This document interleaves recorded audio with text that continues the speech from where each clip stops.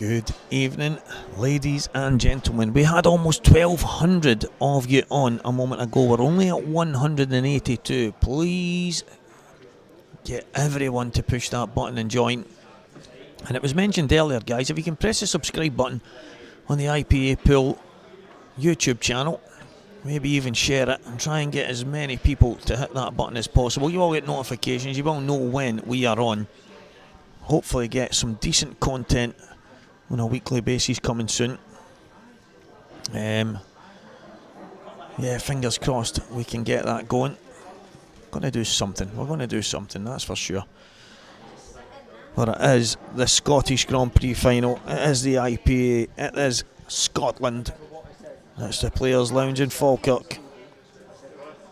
And Liam Dunster is going head to head with Mr. Magic, Mark Boyle.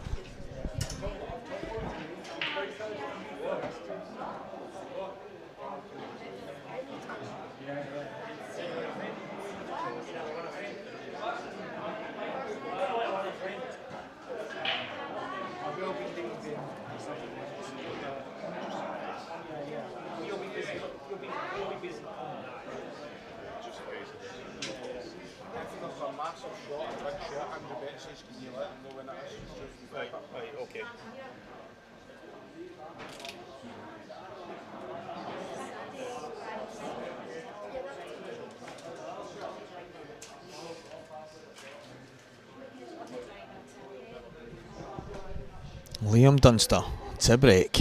It's the final, guys. Here we go.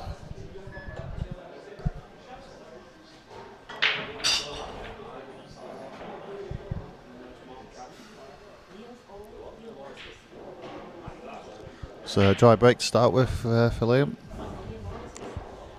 The usual cluster on the left hand side you tend to get with a cut break, but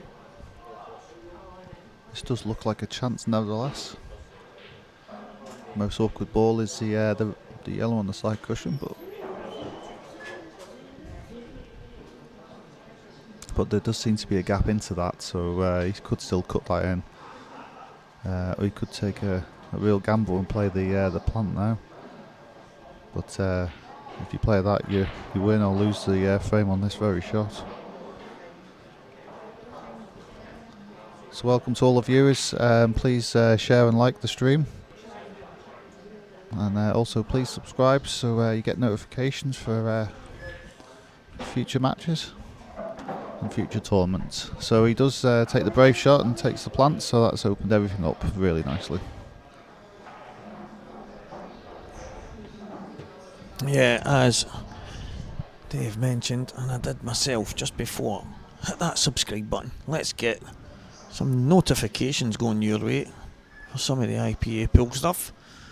But Liam Dunster and Mark Boyle, this should be an absolute classic. It's on the shot clock. You can hear the beeps. So we are on the 30-second shot clock. Craig Anderson, guys, is on the button. He's trying to get himself another job. He's good at pushing buttons. He pushes mines at times.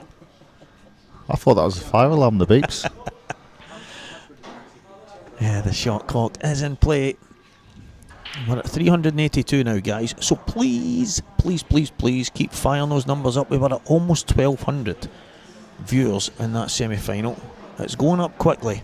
It is going up quickly, but we need it to go that little bit quicker, if you don't mind. And we also don't want anyone to miss this great final.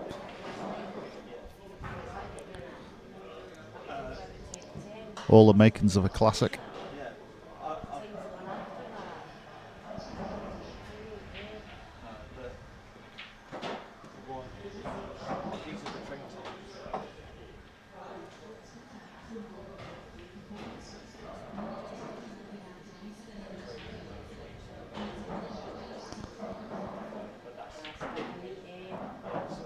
So the more nicknames, the Lightning against the Wizard.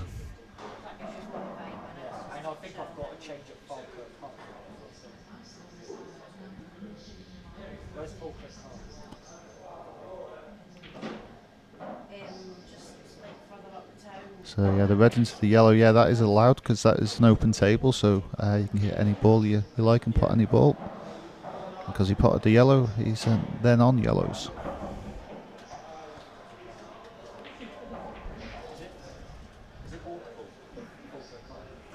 So 1-0 Mark Boyle. All about the first shot there.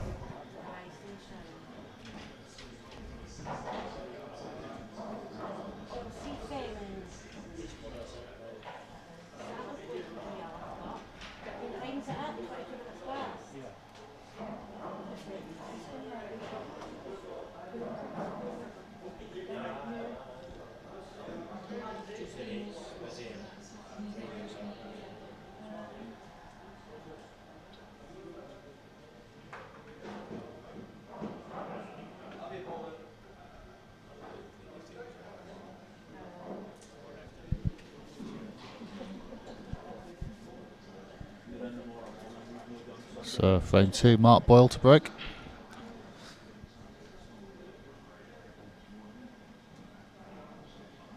Mentioned as the as having the biggest cut break in the game.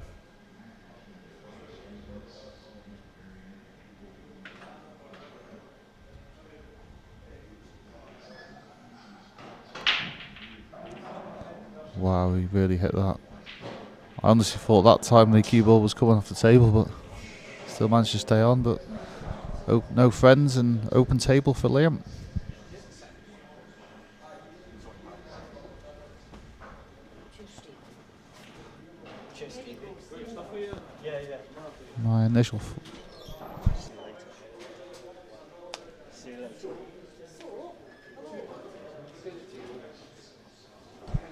My initial thoughts is yellows, but yellow by the 8 ball. There's a little figuring out to do. So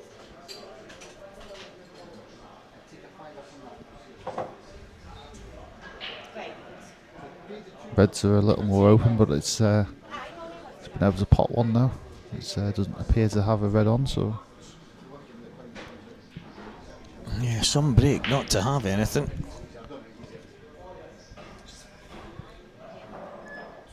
It's always, you're looking at that yellow just next to the red, the one just below the black. Slightly awkward, but there is a kind of connector for every ball. yeah, I've just spotted that. Yeah, the yellow that I said was awkward next to the 8 ball can be his last ball. So the yellow in the middle, so that's actually not a problem.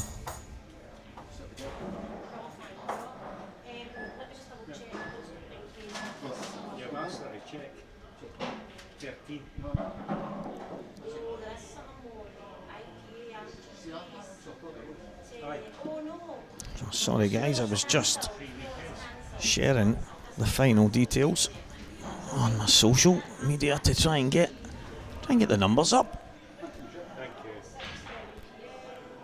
Yes, so if everyone else can please subscribe and share, that'd be brilliant, and get your notifications for future events. And also quickly as well, so you don't miss this match. Yeah, exactly. With it being live, so because this could potentially be a classic. So we have had some predictions. Boyle 11-7, Dunster 11-10, with 21 dishes this time instead of the just the 21 dishes instead of the 19. So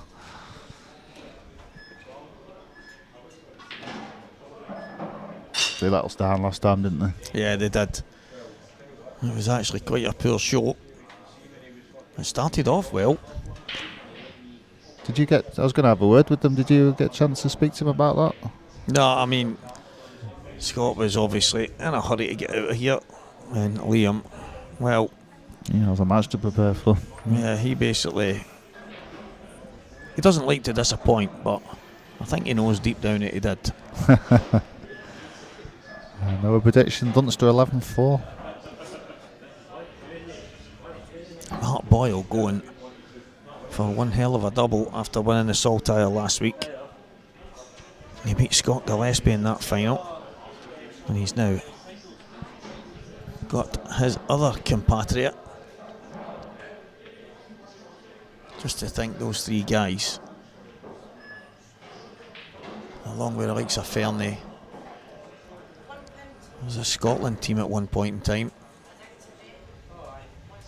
Yeah, some outfit that was. Yeah, that's extremely strong, isn't it? So we had 5 minutes ago, we had 450 watching. We're now up to 650. So if you guys are sharing, that's brilliant. Keep it up, thank you very much.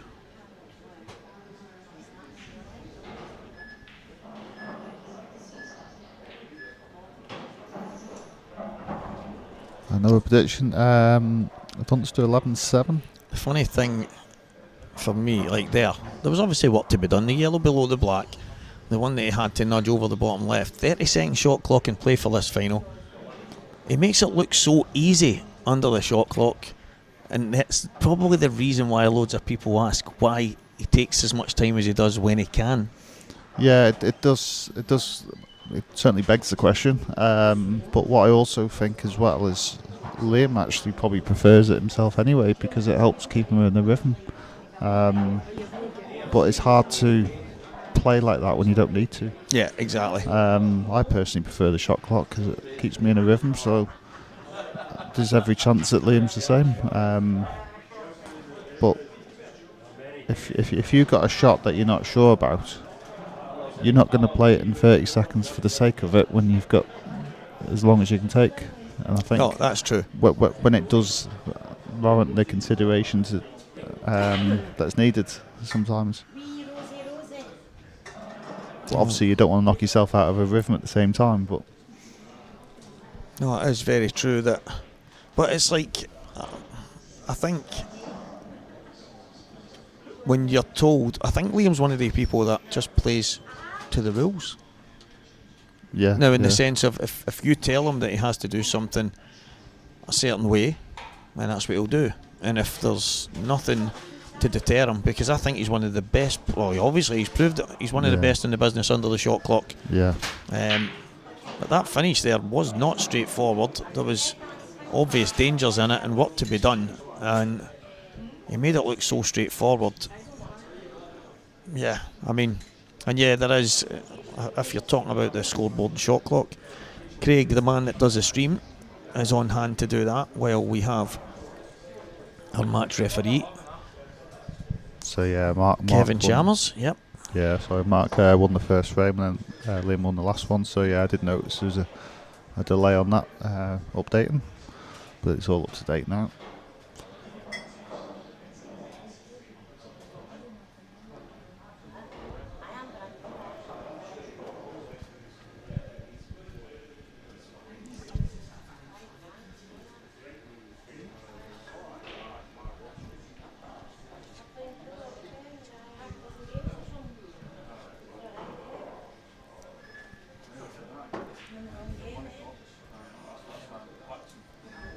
And off the yellow.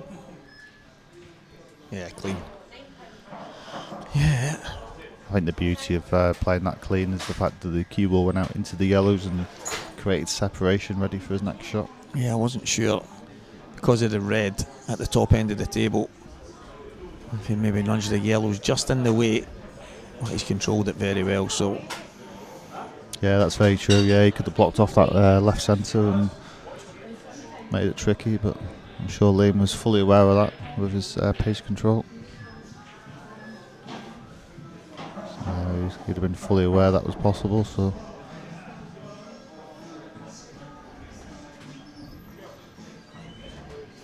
these these little shots can be quite tricky. So if you want to come across the centre of the table, just like say next to the 8 ball, it's like a little like soft screw, like soft deft touch. yeah, And a shot that Liam's really good at. And he obviously really recognised it wasn't possible, so he's been a bit more aggressive he's to put hold a bit the cue extra ball. on that. But he's played it perfectly. Yeah, I really like that shot he's just played.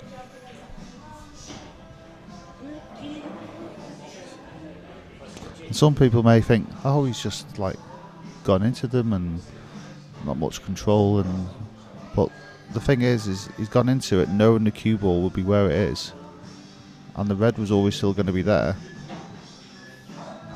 Was he gone a tad too far? Might be able to just slide off the yellow on the way past, but not what he wanted.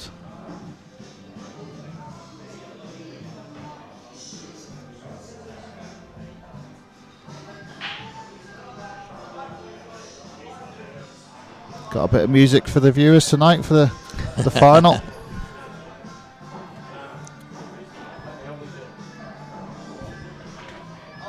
Yeah, as you called, off the yellow. Great shot.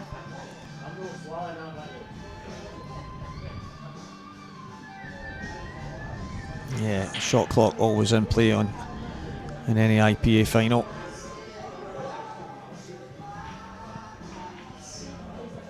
And another cracking finish that required a little bit of imagination, and it's 2-1 Liam Dunster. And you can see there our referee Kevin Chalmers dealing with the shot clock.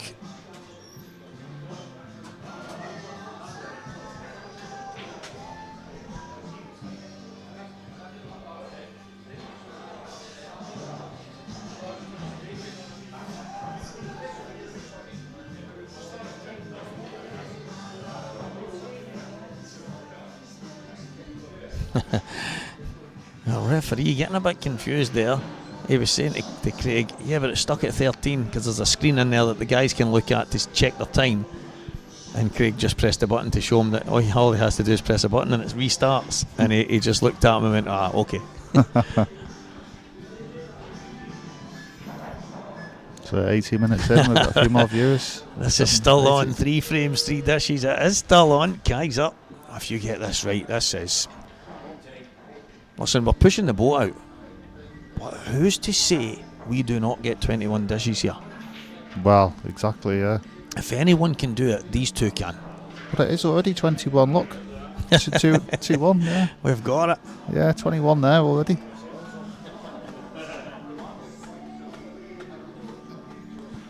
So another prediction, Boyle 11-9.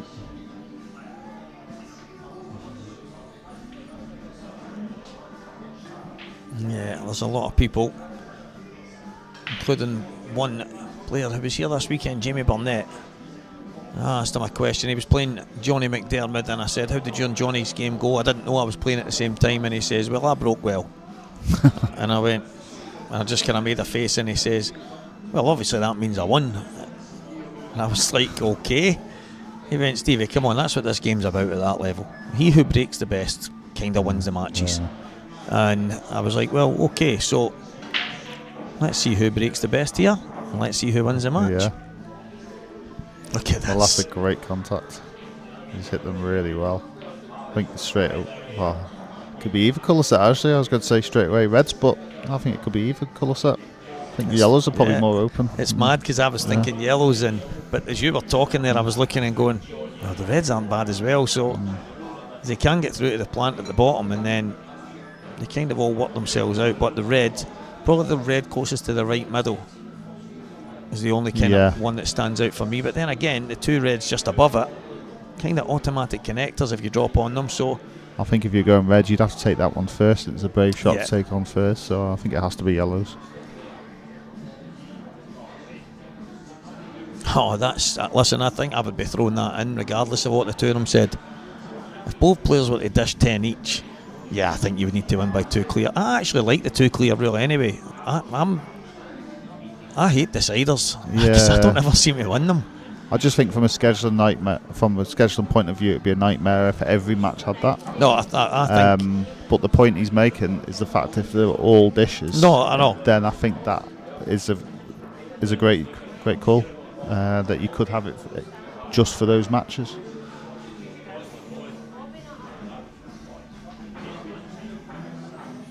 Yeah, I know. Imagine that. I like 10 dishes each, and you've won the title because you won the lag. But then there's a lot of people that say, well, that is why the lag is so important. Yeah. And you think of the old days before we had the lag. I mean, it was a toss of a coin. Yep. So it would have literally been a toss of a coin. people launching big heavy 50 pences in the middle of tables and stuff. Oh yeah, back in the day, the size of them.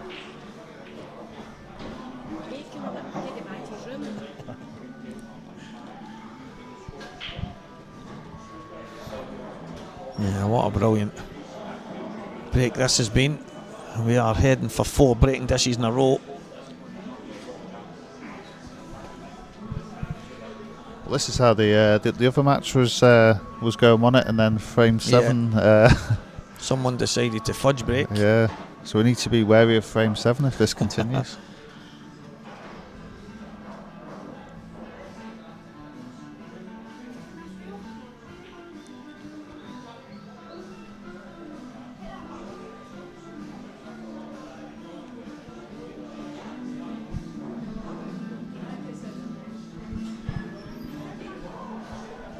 In a race to 11, if you have 10 breaking dishes, well, technically you've only got 10 frames. But we'll leave that one for you to figure out in this race to 11 at the IPA Scottish Grand Prix in the Players' Lounge in Falkirk. Walker the Talker, Dave Adenau. We are here to the very end, and hopefully not too long before we reach that end. So I'm starting to get a bit tired here. I say that and then I go home and sit up for 5 hours and watch the TV. Yeah, it's, I'm sure your journey home is a little easier than mine. So Yeah. No, that's true, mate. All the complaining you done last time, and it's still shorter than mine. So it's to be fair, I didn't complain. I actually felt pretty bad because, listen, there's not a lot of people. The way it kind of worked that weekend was the last Scottish man standing. I was hoping that I would maybe jump in with them, but Jamie Craig, just listen, for me it's just legendary stuff that when you say, listen, don't worry about it, I'm just going to hang on for you. You could be out the tournament, as you know, at the Grand Prix very early on the Saturday or whatever. Yeah. I don't even know. I couldn't tell you when it was that Jamie went out, but if he decided, listen, I'm just going ahead, and then it would have been in the hands of the gods whether I was there till the very end. Mark and Liam obviously ended up there to the end, so but Mark actually said to me, Stevie, probably just as well Jamie stayed because his car was full of all the lowest pool party stuff. Oh yeah. And there might not have been any space for me anyway, so he done me a solid, and probably the biggest thing about that weekend was he waited on me, which was fantastic. Did Mark not have a roof rack now? That would have done. I'm aerodynamic, there's no hair to catch the wind, so No, right, okay, that makes sense, understood. Yeah, no, it would be one of the most unjust, but one of the greatest stories ever if you went and dished 10 frames in any match and lost 11-10. Yeah, it's definitely possible though, isn't it? But I agree, if both players done it, then why not have two clear? Yeah, I think at 10 each, if you step down and say, okay guys, we have a proposal that you do not have to follow through with, but as both of you have dished 10 each, the proposal handed to you two to make a decision right now is that the winner, the victor, has to win now by 2 clear frames. And I would imagine most players would go, I like that. But I think if they both have to have done 10 for that to be an option. Yeah, definitely. But any less than that, then no, it's as it goes.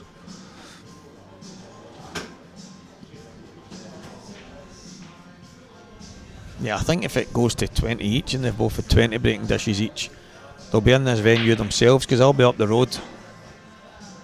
But look at this. Look at this.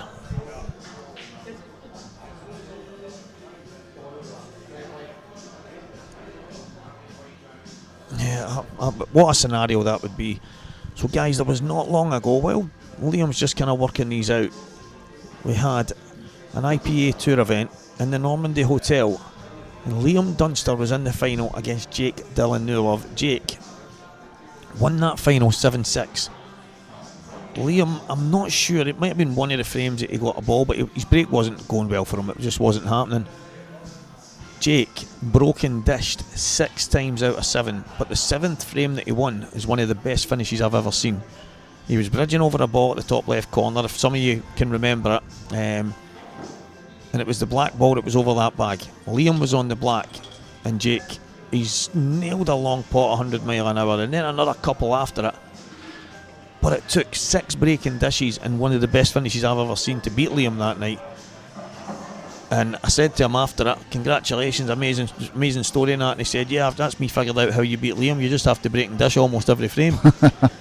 Yeah, but that standard, yeah. There was Mark Farnsworth, and might have been the UK Masters last year, or the Scottish Grand Prix in McGoldricks. He played Christian Phillips, and he won, I think it might have been 11-5, 11-6, something like that.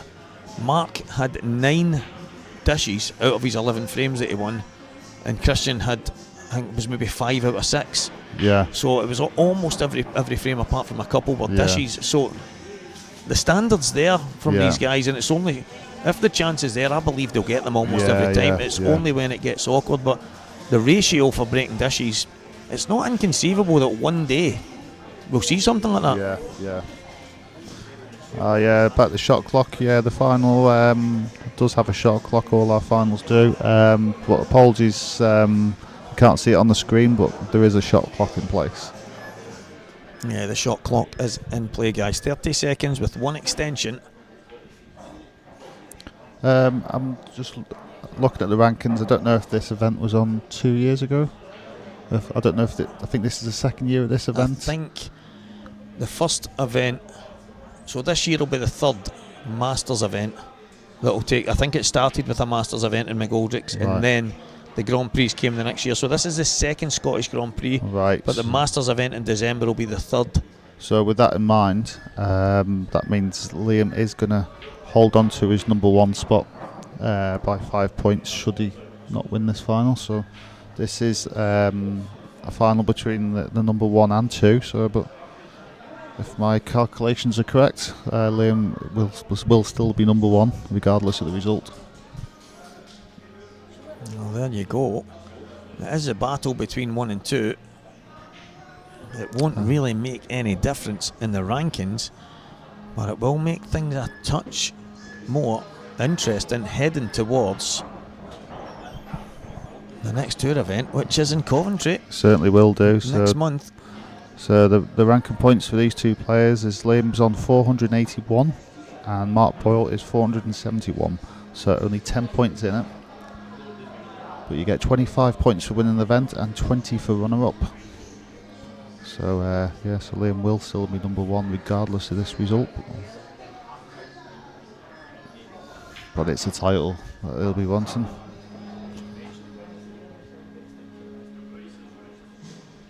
The date for the Masters, Darren, Damien, sorry, I don't think I've got an exact date, but it's in December, and I'm sure it might be the 1st. I would imagine it would be early December. I don't think they would drag it on, but based on whatever else is round about, it'll either be the 1st or 2nd weekend in December. But we'll double check that, but it will be 1st or 2nd weekend at the very latest, because, well, Santa's on his way. Wow. Santa's in this building. Yeah, exactly, yeah. But yeah, it's usually there on them dates. It's just waiting for the dates to be released and book my tickets and come to it. Shot clock. Yeah, it's 30 seconds a shot with one extension. Good evening, Mr. 8 Ball Direct guy. We are sporting the Smart Rack. We are sporting the I-beam lights. We are sporting for this final the Halo light. All from 8 Ball Direct, guys. And we are in the Players' Lounge at the IPA Scottish Grand Prix Supreme Winner Table. 861 Strachan Simonized cloth. Brand new Aramith Pro Cups. We are so spoiled, Dave. We are so spoiled. We really are, yeah. I've mentioned to Santa before, thanks for putting all this together for us, because for the benefit of us players, it's amazing to put this together. And Alan, evening lads, where has he been all day? Yeah, exactly.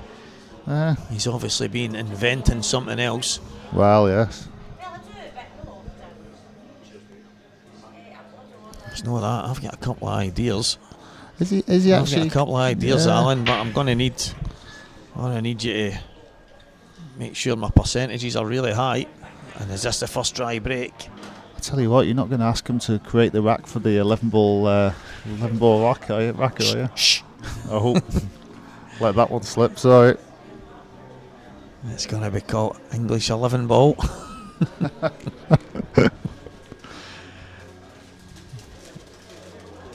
No, Coisty's 11 ball.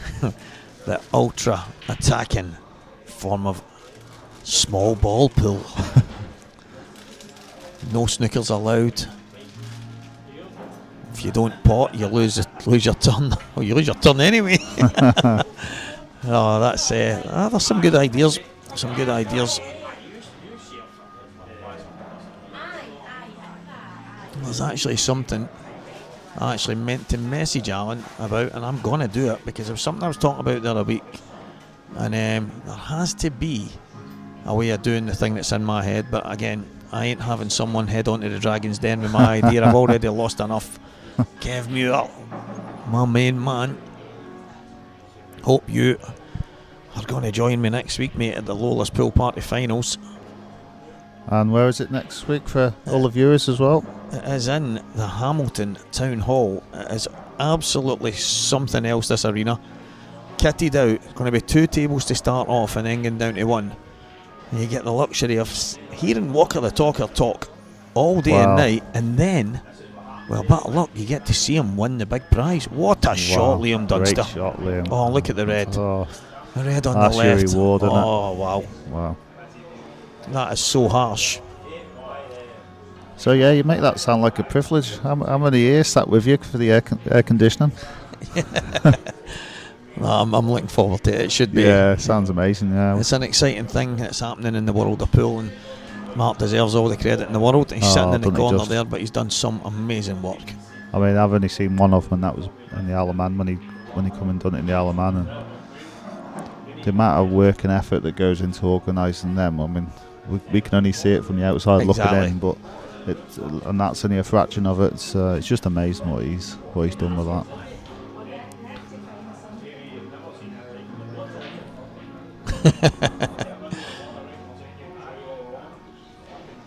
I must admit the last one was absolutely sensational. I was getting off my head. I went home and I listened to it, and if I was at home listening to me, you might have thought I was at some kind of crazy, well, actually was at some crazy sports event. It was mad, but the atmosphere was electric. The crowd were unreal. The players did everything that they could do to try and win an amazing prize. It was just everything. The whole concept was special. And we're playing blackball. We're playing the rules that the IPA have. Is he going to try and nudge this red off now? Pot this in the middle and then use the yellow to then nudge the red out? Bottom cushioning up. Or he tried. Yeah, bottom cushioning up. It is. I meant more with the yellow than the cue ball. Oh, right, pushing the yellow through and running right into it. Well, but I think the cue ball was doing the same as well, to be honest, at the same time, so it was like a double whammy. It was. I have to say that the shot he played was absolutely unbelievable, and the reward they got, well, it was pretty poor.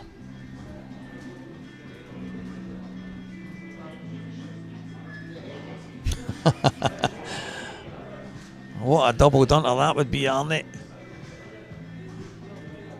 To become a daddy daycare and end up going home with some prize. But you know what? It's not even. Obviously, the prize is amazing. I mean, what a 25 grand to the winner. It's just exceptional. But it's what it's bringing to the world of pool. Just like what we're getting right now with all these tour events and stuff. That's a great shot from Mark. It really is, yeah. We're getting so much. It's not just like a basic tournament that's getting put on. It's like something you can get your teeth into, Dave, and that's what it's making it exciting. It's exciting times in the world of blackball. It's given a different style, a different variant to get involved in, and we have our serious events like this, but it's nice to have them fun events as well. And what makes it better is raising money for charity. Yeah, well, that's when charity wins. Yeah. We often say everybody wins, but in these, I mean, it's tough times for a lot of people, so it can be a little bit of a getaway.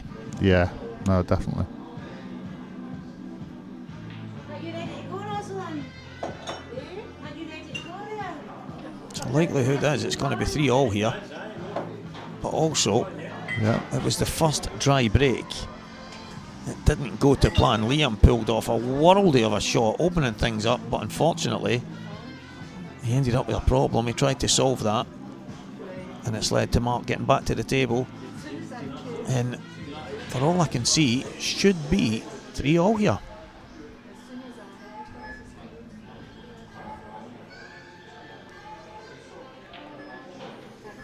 So all looking good here for Mark to get back to 3 each.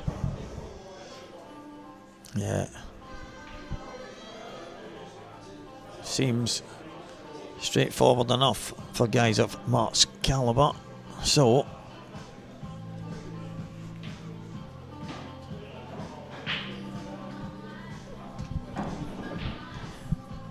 yeah, I agree. I agree. No time like the present. So it will be 3 frames all. And we won't get the 20 breaking dishes we were all hoping for. But let me put this to you. We've had 5. By the time we have a winner, will we have had more than 12? What the Breaking dishes between yeah. both of them. Yeah. Well, definitely dishes. I wouldn't say break dishes. No, but just dishes, any yeah. dish. Just breaking dish or Normal reverse. dish reverse. So yeah. we've had 5, even though they're B&Ds, we've had 5 dishes out of the first 6 frames. Yeah. So that gives us 15 more frames. Yeah, I think 13, 14 maybe even. Yeah. Depending on the scoreline, of course. It's yeah, I'd say about 12. Yeah, and obviously if it goes the distance, then I think maybe 13, 14.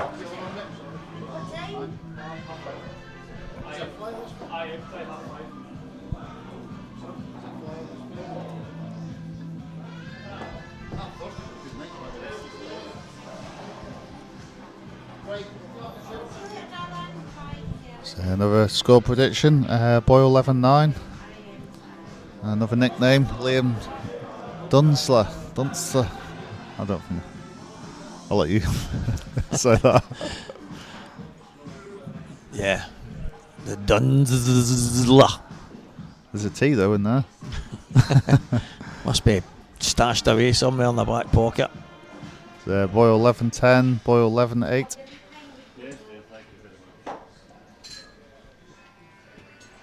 Dunster 11-8.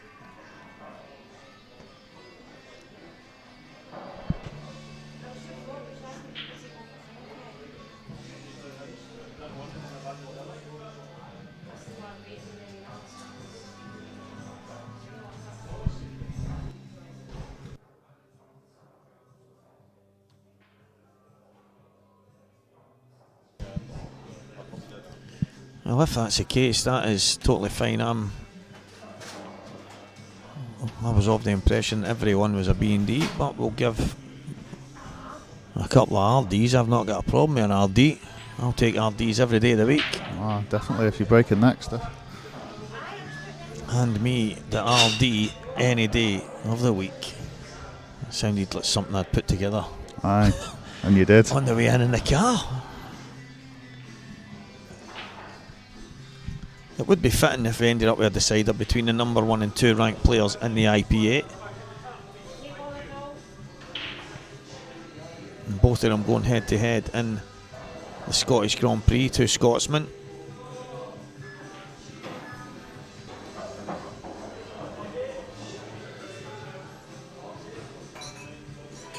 Yeah, battle of the breaks.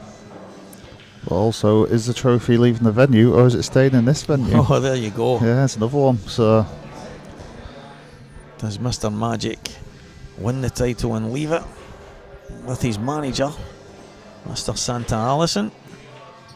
Or does Liam take it to his pool club and stash it with the rest of his? yeah, as we discussed before, I think that's why he's bought a pool club, so he's got somewhere to keep his trophies. Can't be keeping them all at home now. Yeah, a little glance up at the clock there.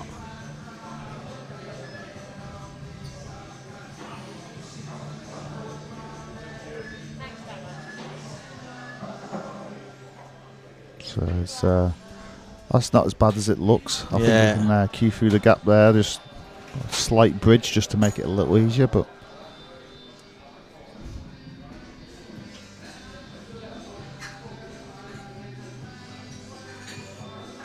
Yeah, he can get the cue through.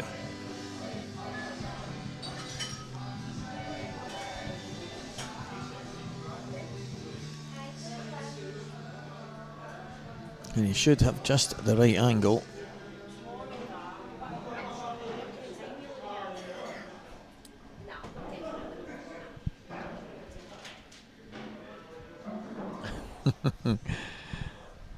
Yeah. Nothing worse when your breaking dishes are actually happening in your kitchen. oh, that's brilliant. And he's landed fortunate here. But again, every time I say that, I think, well, did he land fortunate or was it by design? Did he play to nudge a gap? I don't think so, but Liam we're talking about, he's one of the... It's just so deliberate the way he plays the game, but the thing is, he also didn't play going into that dead weight, so there was always going to be separation. No, that's and it. That's the exact. That's the thinking behind that, and that's usually when you can go wrong, is if you stick to balls or they stick together. So just give them that chance for it to cause a little separation.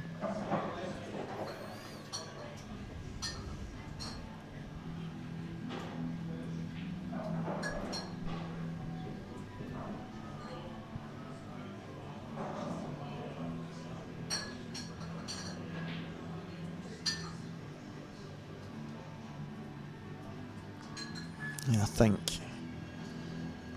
if Liam was to win this today, I don't think there can be any doubt that he's arguably player of 2025 so far, because I don't think anyone would have won anywhere near what he's won. No, exactly. This year so far. He's just pretty much back to his best now, Liam, isn't he?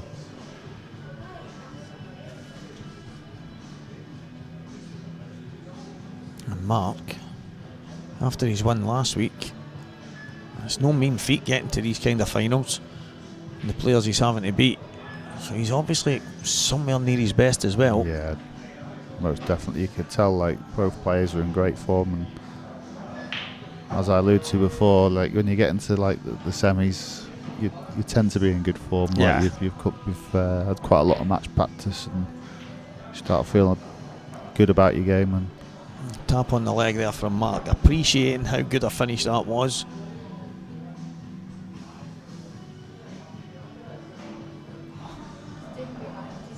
So yeah, confirmation there. The trophies are banned from the house, so that is why they got the club. Liam But, actually he drove, apparently they're in the car as well. when we were coming home for Isle of Man last year, Liam drove us home. It was me and Sean McGiff, and he says, listen, there's some rubbish in the back of the car, so just push it out of the way. So that's okay. So I pushed the stuff out of the way and I went to sit down and I went, there was a trophy. And I went, Liam, there's a trophy. And he went, I didn't even know that was in there. And I'm like, he's got that many trophies, he's just tossing them anywhere. It's like a hoarder, they go everywhere, in the car, the He club. just launched it in the back seat and then just went, well, that's another one to the collection. That's how many trophies he's won. Most other people have got a fancy cabinet somewhere, but nah, no Liam. I bet he tells Becca there's none in the house, but I bet there's some hidden. Yeah. While he's here, go and have a look and just see. He's probably hidden some somewhere. Go to, Oh, he doesn't know they're there. yeah, go to every wall and just push on it. I guarantee there's a secret room somewhere full of trophies. Exactly.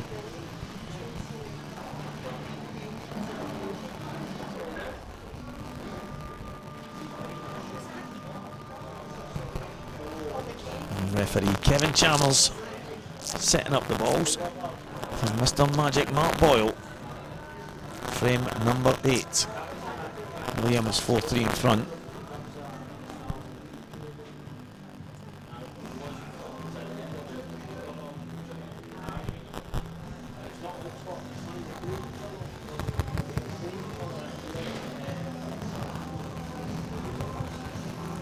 Well, there's no guys if it's still happening. I'll try my best to sort it out this end.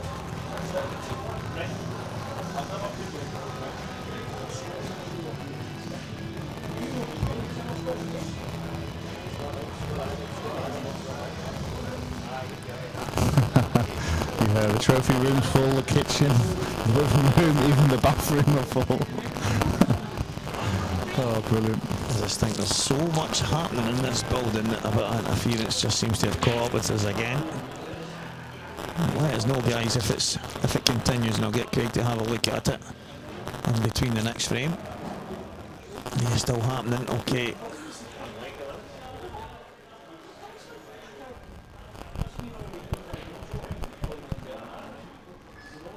Right, okay, guys, I'll get that sorted right now.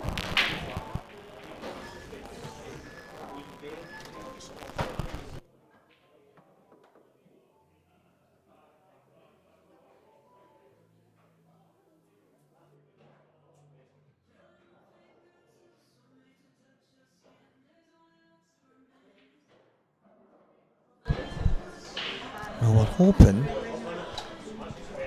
that the old-fashioned kind of switch it on and off thing is what, but you can tell us, guys, maybe it's got a expiration thing on it that when it's plugged in, they switched on and off after like 12 hours. I like that. I can still hear the Stone Roses, so I'm happy. Brilliant. Stephen Hawking on the comms. So that's good to hear. Sounds like a midnight packet of crisps. Yeah, that's good, guys. As I say, Craig's obviously fitted with a timer. Must be to try and cut me off at a certain time. He must have thought, after each final I usually sit and talk to someone for a while, and he stares at me and just wants to switch everything off. He must have set a timer to get us out of here. Aye.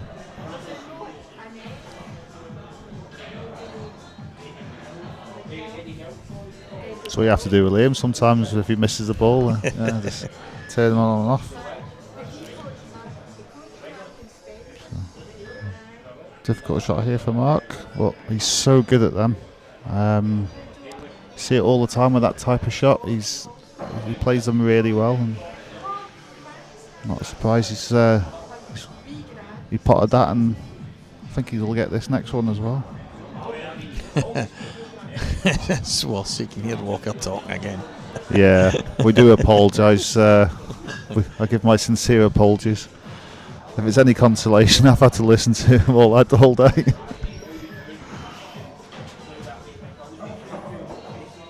Might have wanted to get a little bit further down there, but unfortunately he's landed just shy. Is he still going to take the one to the bottom here?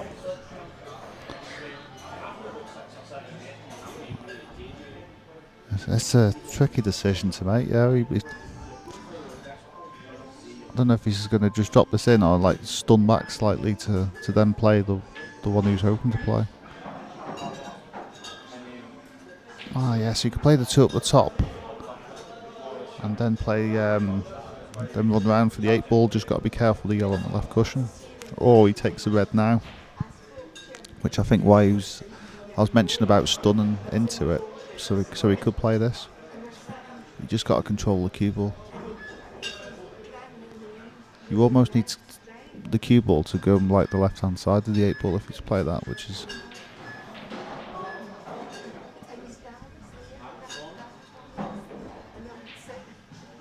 So yeah, this seems to be the way, but it's not easy.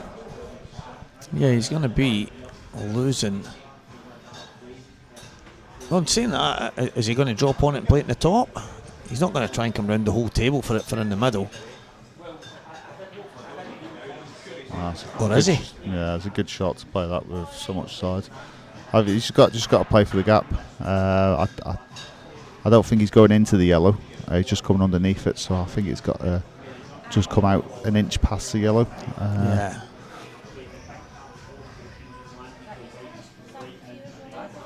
Or like you say, you could risk it and go all the way around, but I think you risk hitting the yellow in the middle of the table and going off. So you can see him putting loads of right hand side on it.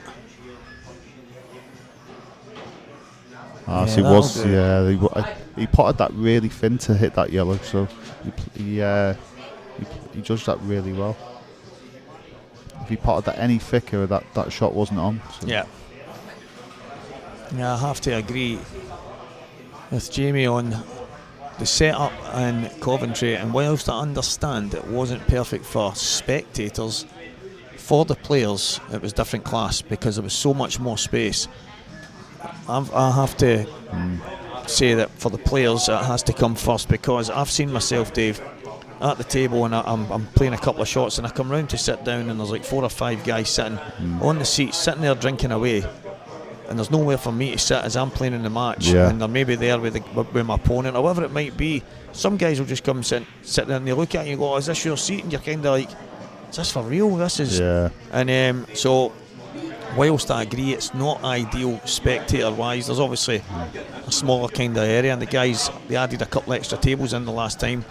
I do think for the players that the new setup was different class, because you got to actually sit at the table, be comfortable, just concentrate on your game. There was nobody walking through the playing area, there was nobody in your way. The only people there was players, and it's been the biggest upgrade for me, change since at least in this year. I think it's the best thing that's happened, and in all fairness, from a viewer's point of view, I do understand that, but like you say, the players do have to come first and give them plenty of opportunity to not be affected.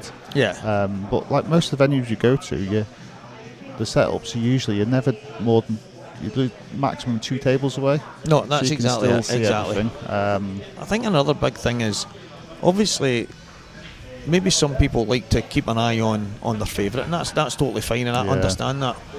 But there is obviously an arena there where the very best players, all the pros, are on that. And how good would it be if everyone, you go there, maybe you get to watch your favourite here and there if they're close by, but maybe you don't get as close to the table as you would like. So you go in and you watch the guys and you support the tournament. And I just think it's got to be about the players, and first and foremost, of course it has. And if we can work something out for the viewers, but me personally, you want to tick both boxes ideally, like you say, exactly. but I think the players, that box has to be ticked first. I would absolutely love there to be nobody watching the players on the outside, maybe 1 or 2, but you look into the main arena and every seat is taken up by people watching fantastic pool. And I know sometimes it's quite busy, sometimes it's not, that just depends, but I just think that's, especially when you're watching on the stream as well, it looks fantastic when everybody's sitting there tuned in. So, but I think that's also a credit to everyone, like, who are all friends, so they want to support each other when they're playing. So, and the beauty is, obviously, you can follow the all the scores on Cuescore and on the IPA website. So, if you are a couple of tables away, so.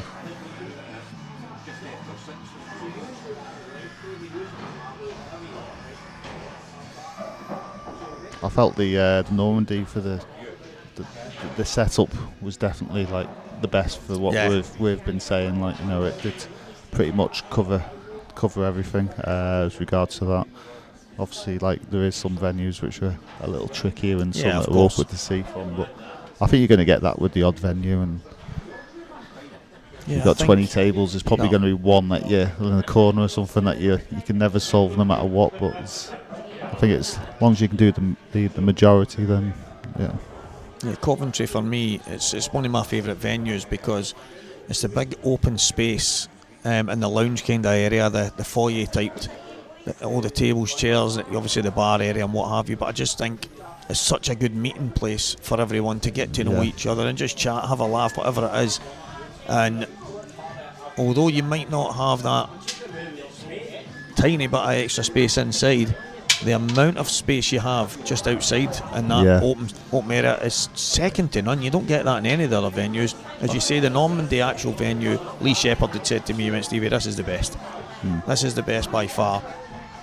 I like the actual Coventry venue. I like the Newcastle setup, and obviously that's the first time it's been in Glasgow for quite a while. But yeah, I think they've all got massive pros and cons, but more pros than cons for me. And as long as the players are obviously come first, and then everything else hopefully falls into place, then.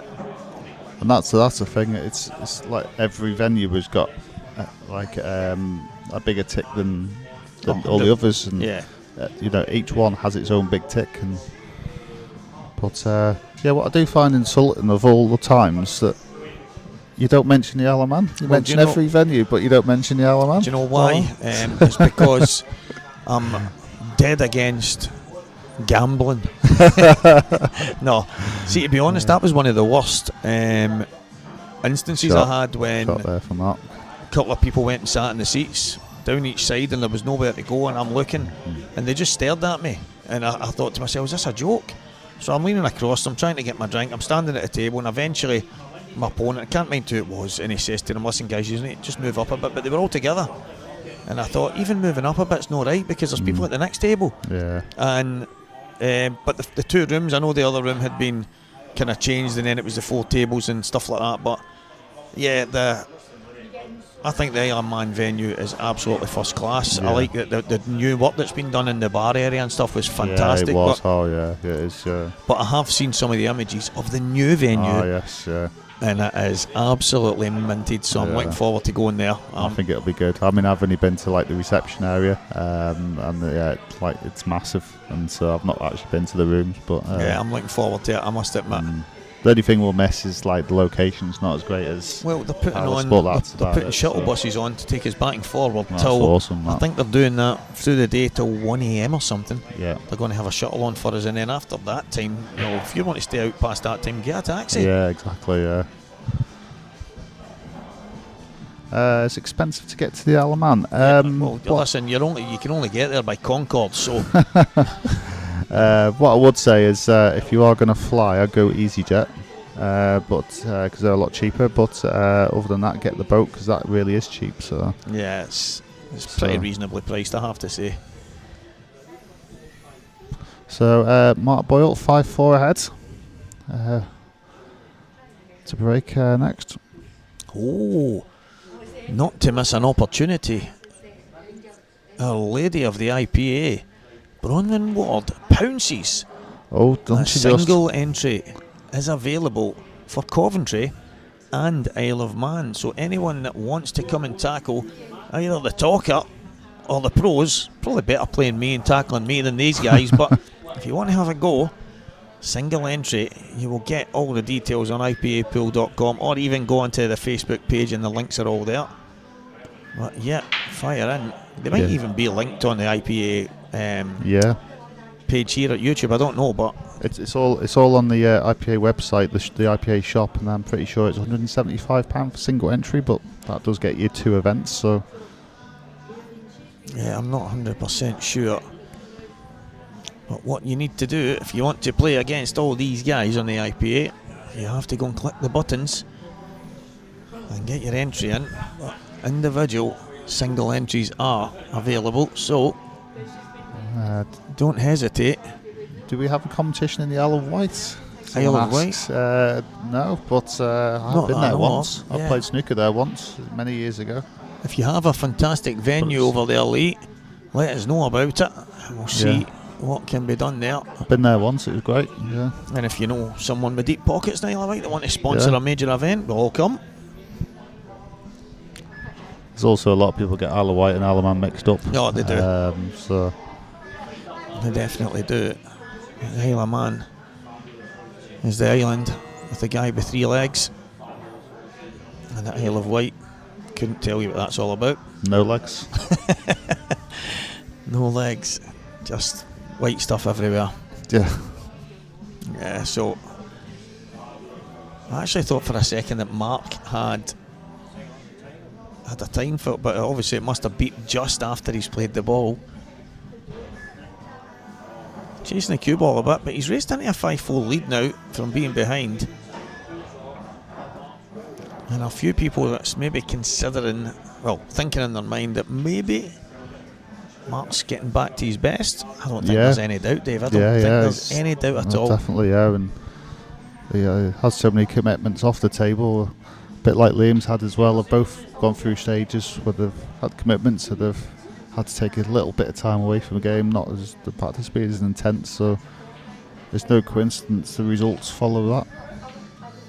Yeah, from last week you've mentioned it a couple of times about the match practice that you get at these events. Although you're not here to practice, but you're having to compete, you're having to be switched on, kind of play as little errors as possible to try and go and win match after match, and just even win a frame. So it does sharpen the toolbox a bit, and then when you get to these stages, you're probably as sharp as you're going to be out with going and putting in maybe 2 or 3 months of practice for a huge money match or something. Exactly, yeah.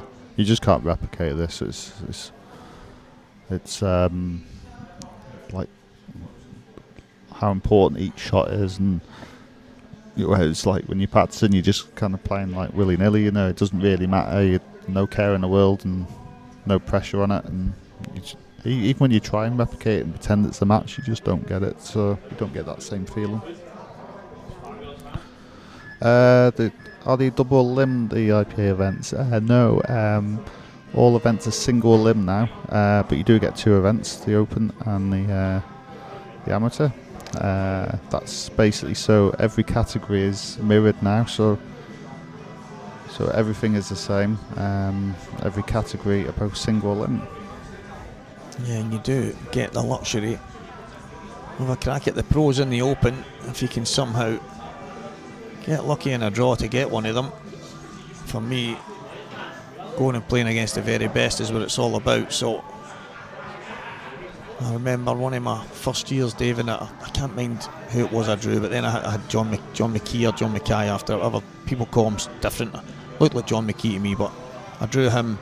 Someone said, "Oh yeah, that's a pro," and I went, "Oh yes, that's what I was looking for," because I didn't want to be in that Open event just to play another amateur. I was already playing amateurs, so I wanted to play the pros, and for me that's the great thing about the Open event. So if you want to go and play against the very best and get yourself entered, because these 2 guys that you're watching right now, you might have to sit in your seat for most of the match, but getting to witness them and learn from them in person is definitely second to none. And Mark Boyle, after 10 frames, is 6-4 in front.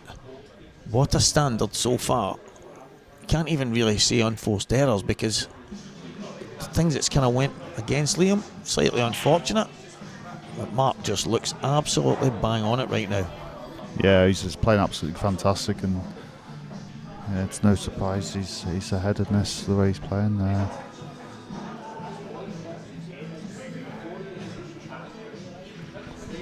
Simon Ward being mentioned on here. Oh yes. I've got a feeling Braun might know that lad. No, will she? I don't know, I think she will. Yeah, it's a shame he's not playing, but obviously busy off the table. So, but what a player! Yeah, some of the clearances and sometimes the cue ball's a little loose, to say the least. It comes out with some incredible shots. It's shot making. It's incredible. So he certainly missed off the IPA ranks, but we do hope he'll return. Yeah, some player.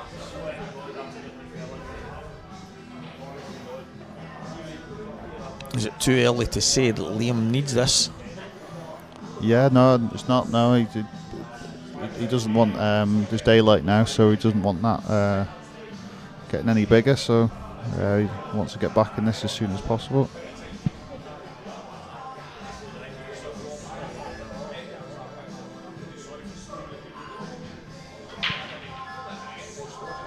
These are dry.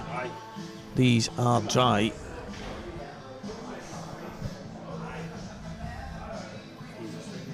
Sorry, Jim, I was cleaning the table. I was thinking the sound that you have maybe bottle.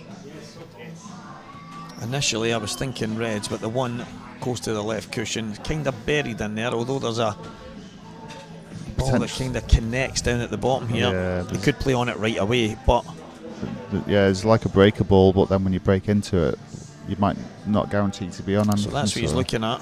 Yeah. I mean, with a bit of luck, he's on the one to the top left. Then there's the one of the right to the black. He could be on that. Even the one to the right middle. So there is a few options. Yeah. So I was thinking he's having to take that one first to get there. But yeah, like you say, take the one in the middle and then come down. Yeah, and it's. But I don't think he'll be on the one in the middle after that. But you never know. No, that's it. But he's also got the one next to the 8 ball as well. So.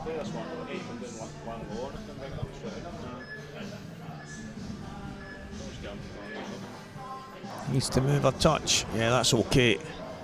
That is okay. Mark Boyle has landed probably in premium position here. It's certainly the bet as good as you could hope for, because that's exactly where he played. So if we want to hit this like on the underbelly, the left of the red. Yeah. But with enough pace to make sure it doesn't just clip it, then come back and sit on the red. So Looks like he's queuing up with a bit of pace. Yeah. What I was saying about the left of the ball, I think that's why he's missed it, because he was trying to hit the edge of it. If he just had to hit it and didn't matter where, he wouldn't have missed that.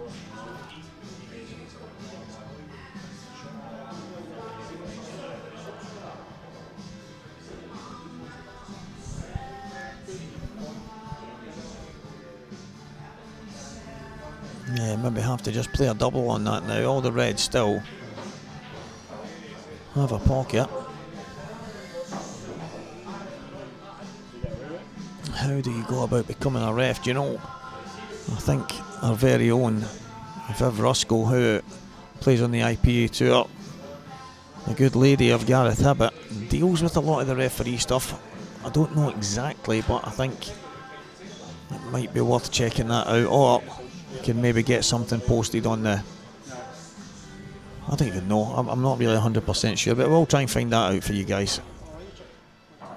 Yeah, I'll try and find that out, but I know Viv does deal with a lot of that stuff.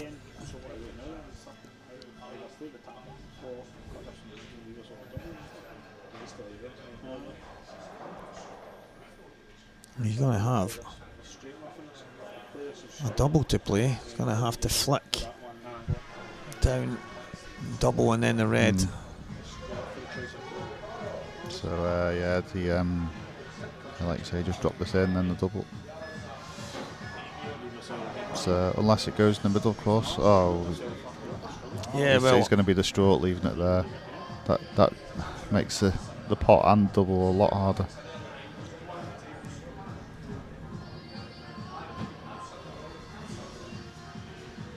Morgan McInnes, one of our IPA pros, tuning in.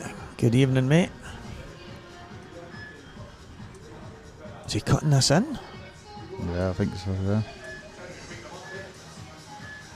Yeah. It's tricky, but... Yeah, that wasn't easy. But I think, like, as I mentioned about the cue ball just being there, if he wasn't having to cue over the yellow, I think he would have made that. Yeah. Yeah, it wasn't easy. It's a hard enough shot at the best of time, never mind having to kind of bridge over a ball, so he's giving Liam Dunster a chance to get himself back in this.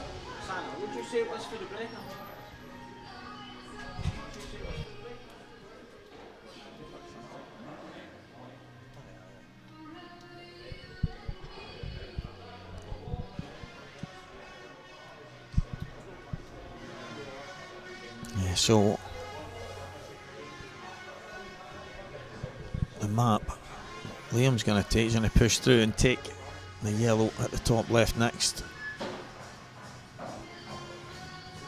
Yeah, great shot there from Liam's. I think the reason, I mean obviously the 8 ball seems to go everywhere apart from the left middle, but they might have looked like obvious connectors to get like this ball dropping it in and then having the black into the right middle, but where he was sitting close to the yellow just below the 8 ball meant that he's having to kind of mind his work a bit. Is he going to come past this red and take it into the right middle? Oh, right, okay, so that's going to be his last ball. Yeah, Right. I don't blame playing that shot. Is taking everything out of the equation. Yeah. The only thing that could have gone wrong was them reds. So yeah, exactly. Yeah, And he's great just, choice. as you say, he's taken them out completely. Nowhere near them. They don't become any type of obstacle.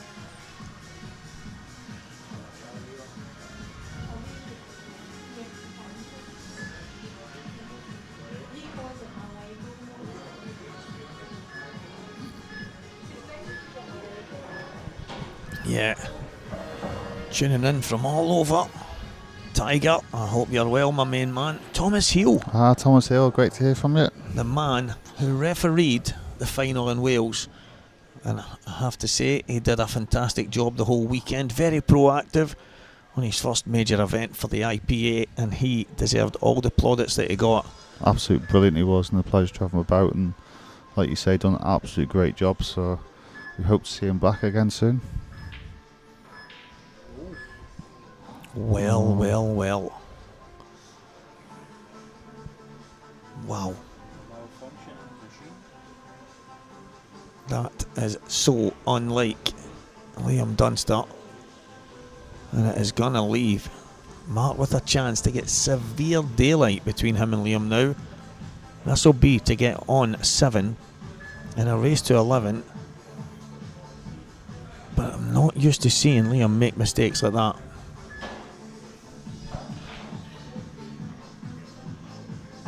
Good shot there from Mark.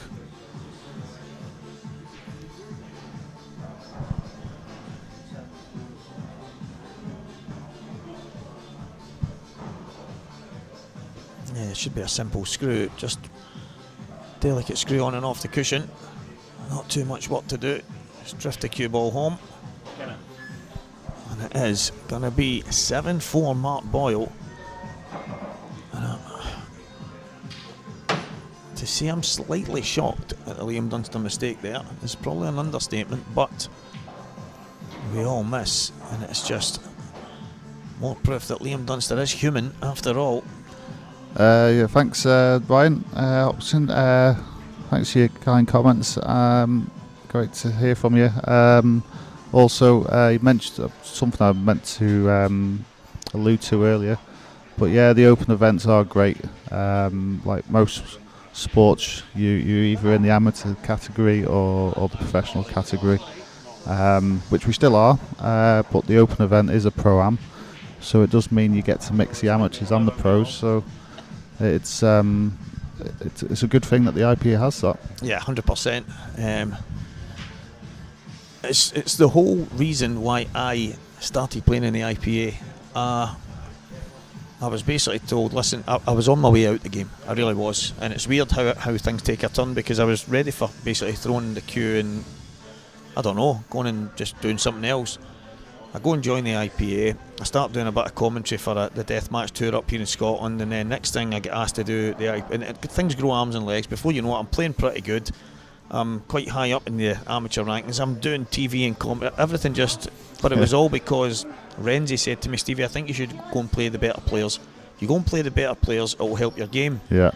But I didn't go there to go and play the amateurs. There's a lot of good amateurs in Scotland, some of the very best. Exactly. I went there with the hope of trying to go and play and compete against the best guys, and if that was in the open events, so be it. And obviously the amateurs at the top end of the IPA are unbelievable, and most of them more than capable of competing with the pros. So it was more about going and playing against the very best players. And if I know there's a lot of categories in the world of pool, I don't agree with them. I understand that some people just haven't got an interest in getting better, they just want to get out and have some fun. By all means, go and do that, but I don't think people should be demonised for becoming good at something. And I hate seeing like a tournament that says no pros, no A team, no this, no internationals, and you kind of think, so the guys that have worked hard to be good at the game are getting penalised.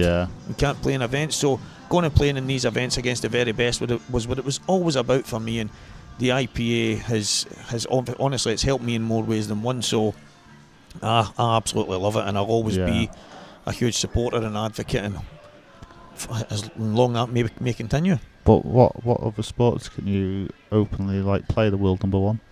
No, I know. You know, as an amateur, you just can't do it, and you're in your amateur category or the pro category, and that's it. Whereas with the IPA, you still have that, but you have your one event in your own category. Yeah, that's it, exactly. And then you have one where you're in the mixed category with the pro-am. So yeah, it's a great mix. Yeah, it might well be that the trophy stays here in Falkirk tonight.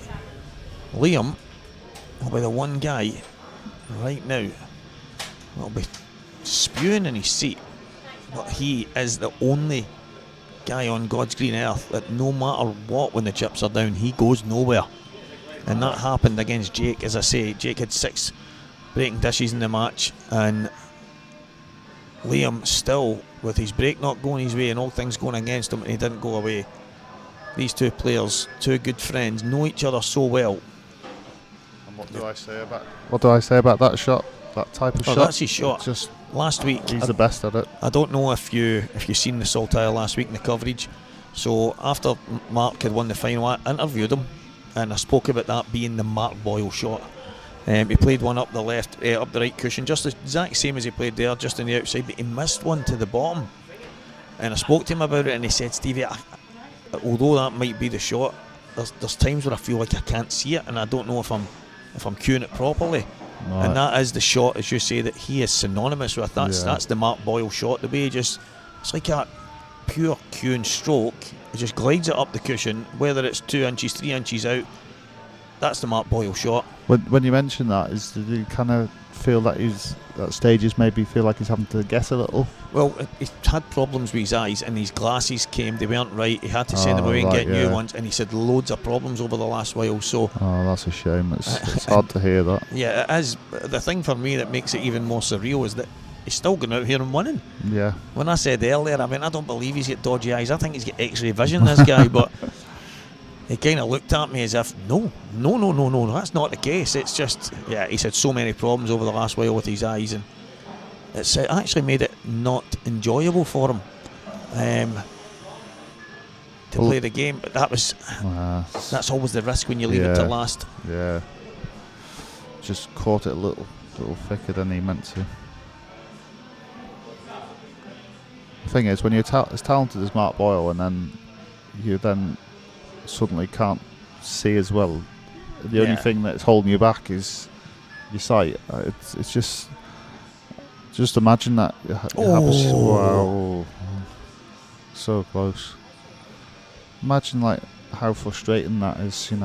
It's nothing wrong with your cue arm, it's nothing wrong with your thinking, nothing wrong with the rest of your game, and it's that. So it's funny you say that. I'm glad he's getting answers now and getting there. Because my eyes are destroyed, so that must be the reason why I'm not winning these tournaments.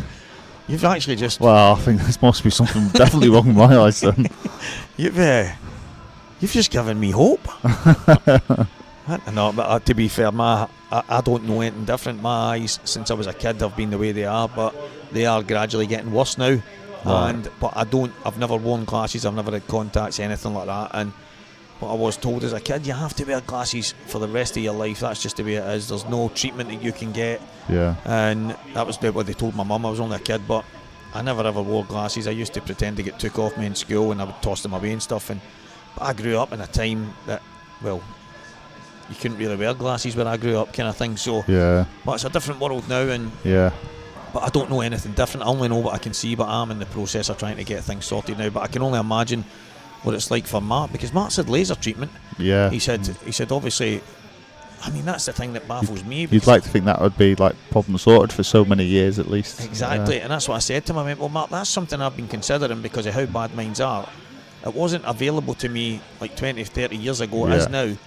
And he said, well, this is the thing, Stevie, there's no guarantees. He's still wearing glasses, still needs them for pool, still needs them for everyday life. And this is a man who's had laser treatment. Yeah. It's quite frightening when you think about it. I didn't realise he was having problems again, but I knew he'd been through the initial stuff. See, the problem for me is, like, I always felt I was dealt a tough hand, right? I was bald really young. Right, and then I thought, if I've got glasses, I'll be getting called Harry Hill, never mind anything else. I've had it hard enough, so no, it's not for me. But listen, and you're not even getting the look of being funny. Cheers, Dave. No, I just listen. Each to their own. I'll see. Listen, I think I actually need to get him for driving, because I'm pretty sure it's probably not legal what I'm doing. But remind me if you ever offer me a lift to politely decline. Well, it might not be polite, but no, I'll definitely decline. Brilliant. Well, so Harry Hill, we'll get on board to make you the extra big collars. It'll be like the wee emoji guy with the glasses. There, it's there. Someone's put it on. Gizmo's done it. There's Walker. That's the Walker emoji. Stephen Harry Hill Walker. Grant Mitchell. Oh, brilliant. Harry Hill and Disco Day. Wow. Excellent. Absolutely brilliant. So the momentum in this match, obviously Liam gave it away a couple of frames away, but it looks like he's been handed it back. So there's still a 2-frame gap, but could that make a difference in the outcome of this match? The funny thing for me on that scenario there is, I thought there was maybe once or twice that Mark could have went into that ball. It's ended up left to last. Obviously, when you look on the screen, it's deceiving. We think there's an angle there, maybe there's not. And there's times I've come off and someone have said to me, why did you not do it? And I'm like, no, it wasn't on the angle. Mark actually did it when I was playing the match down in Wales, and he said, I thought you were gonna, and we spoke about a few things, and I was like, oh no, I wasn't actually on it. And he went, right, that makes sense. So you think at times when you're watching here, why has you not played this or that? And obviously leaving that kick to last, I don't believe for a minute that was always Mark's plan. Yeah, and that just shows you the danger, because there's a lot of, I don't even want to say amateurs, but maybe players that are making their way in the game, or guys that just maybe haven't made it to the top end, and they wonder sometimes that maybe why they're getting, I'm really unlucky, I've tried to kick that and I've landed snookered.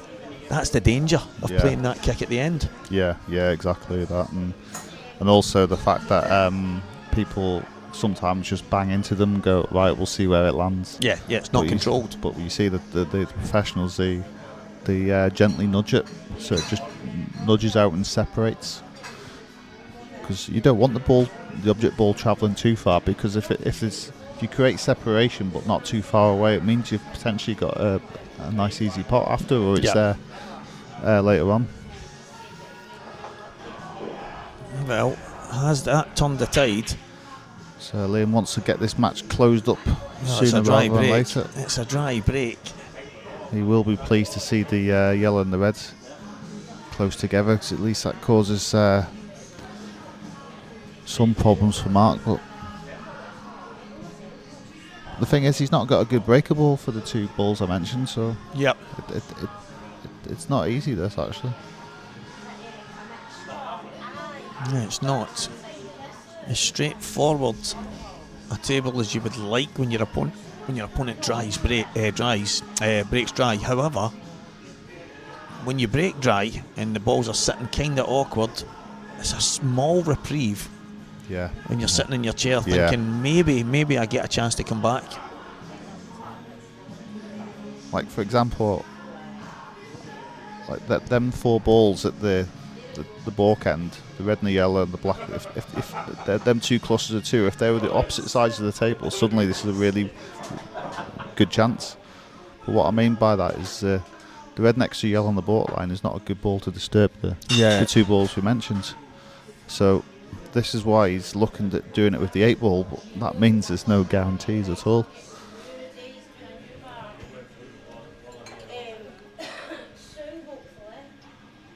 And there's every chance he could come out good, but it's obviously not guaranteed.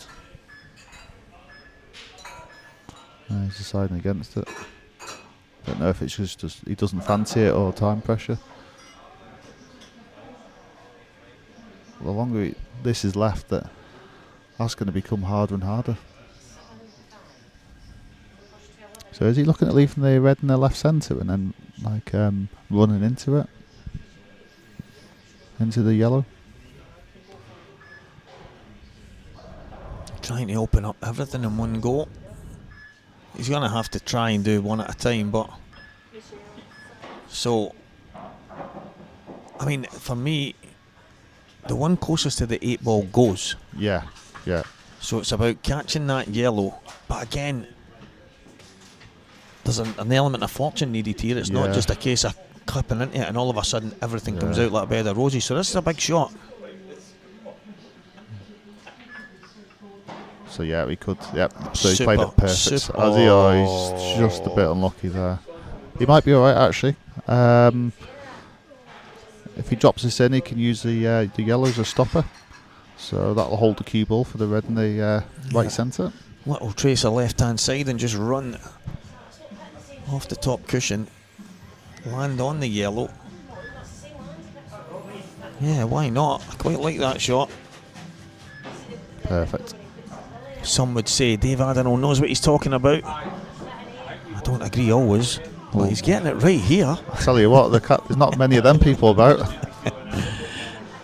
So he still needs to take a bit of care with this.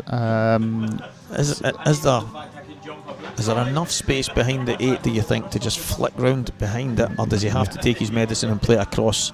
I think what he wants is to be like dead straight and screw back past the face of the 8 ball. Okay. Or if he gets too much angle, he can actually stun into the 8 ball and stun it across. And as I was talking about the separation before, don't hit it too hard, just enough to cause separation, but So the cue ball and the object ball is say about 3 inches apart, and then you've got a good chance of a shot. So yeah, there you go. Yeah, that is the shot. That's a couple in a row you've called, Dave. What? Why are you sitting next to me, mate? Why are you not on this TV? When was the last time I did that? 2 in a row. Wow. It's first time today, isn't it? Absolutely fantastic. Mark Boyle 8, Liam Dunster 5. The IPA Scottish Grand Prix here in Falkirk in Bonnie, Scotland. And thank you every single one of you that's tuning in so far, because that is what makes this all worthwhile. Because let's be honest, if you're not here tuning in, there's no point in me and Dave sitting here.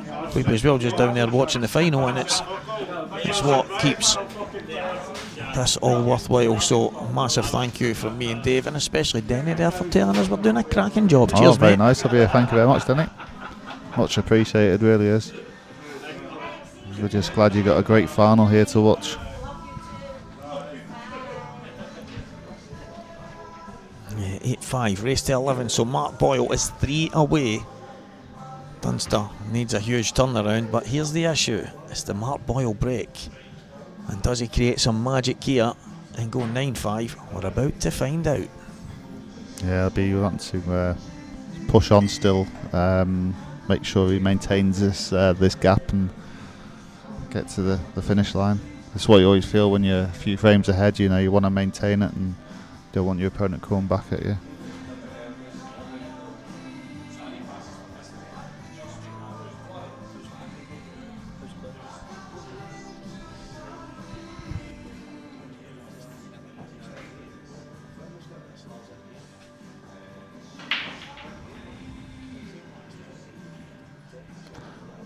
It's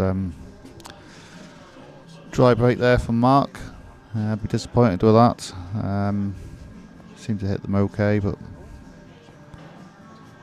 the clusters on the side of the table again, so which is quite common with the cut break. Great to hear from you, Andrew. Yeah, you do come across as a multitasking kind of person, so I expect to see that when I see you next month.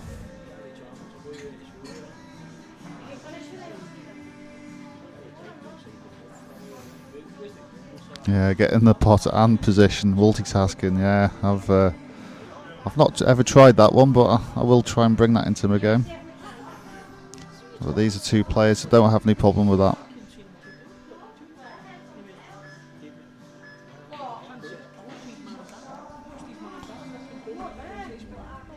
So a great shot there from Liam. He's elected to take yellows. I know they do look like problems, but it looks like he's going to play the yellow off the red into the middle, so which should open up the yellow next to it, which will leave one yellow still. The bottom right, just above the two reds. So will that come out in this shot, or will he have to attack that again later? Might run into it as well. Oh, yeah, that's the problem. I was going to say, is this a Dave Adenau type shot where he actually knocks it dead at the same time? Yeah, so it was a Dave Adenau shot. So yeah, he was trying to nudge that, but it was highly unlikely. So I was like, he was looking at trying to get that out, but he knew he could only push the boat out so far. So he done it was tricky, but he knew the pros and cons with it. I thought he got a bit close to that, to be honest. Yeah. Mark Boyle has just answered the question I was just going to ask. But afters there, as Mark said to Liam, good shot. And that's the thing with that kind of thing. It's the fact the yellow goes, but the 8 ball doesn't, gives Liam such an advantage.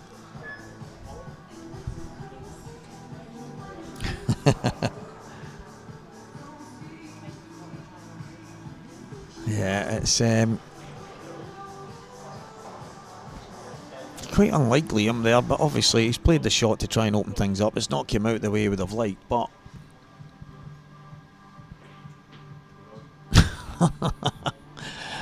I've done that before, and I thought everybody was talking 100 what a mile an hour. great Oh, wow. Yeah, he's put his hand up there because he's fortunate. The cue ball goes in off there and it's framed to Liam. But the thing is, though, was he not going to disturb that anyway? Was that not the shot he played? Yeah, he was going to disturb it, but obviously the plan wasn't to leave the cue ball in the jaws of the pocket. Well, no, but he'd have known that was always a potential that the cue ball was going on, and You I think? think it's Yeah, actually right, well okay. played that he's managed to keep it out. So Right, okay. I Yeah. mean, I'm on the opposite side of that because I think they were about 12 inches across the cushion.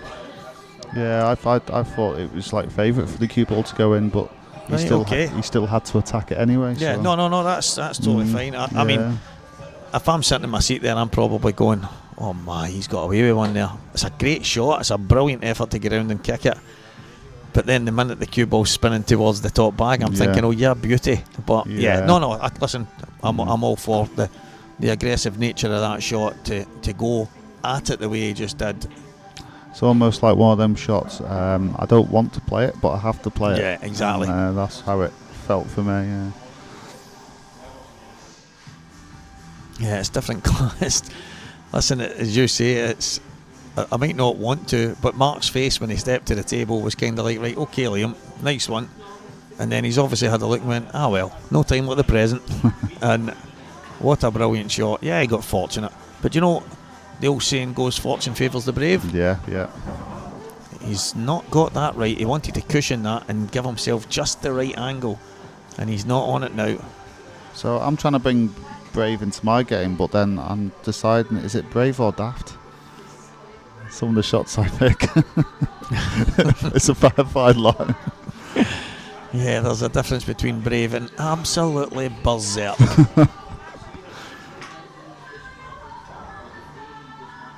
Do any pros drink in a tournament?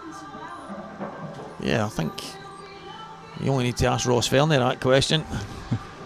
There's obviously guys like a couple of beers. To be fair, I think over the last while, Fernie was kind of staying off until he was out the tournaments and stuff. And there's a lot of the guys that go and have a couple of beers. Yeah, of course they do. Most of the athletes like myself just drink water right enough, but I'm not a top pro. Well, I just can't handle hangovers. I'd like to say it was because I'm an athlete, but I don't know if that was a foul there. I think it was a foul.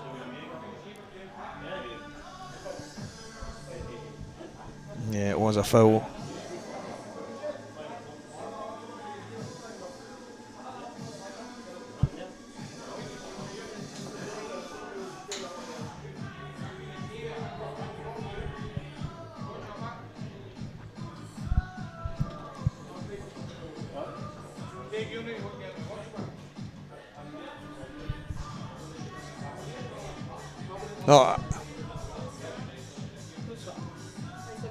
Yeah, I think it was a foul just, but we'd need to see it back. Craig's watching it back right now. Yeah, I could check my phone right enough yet.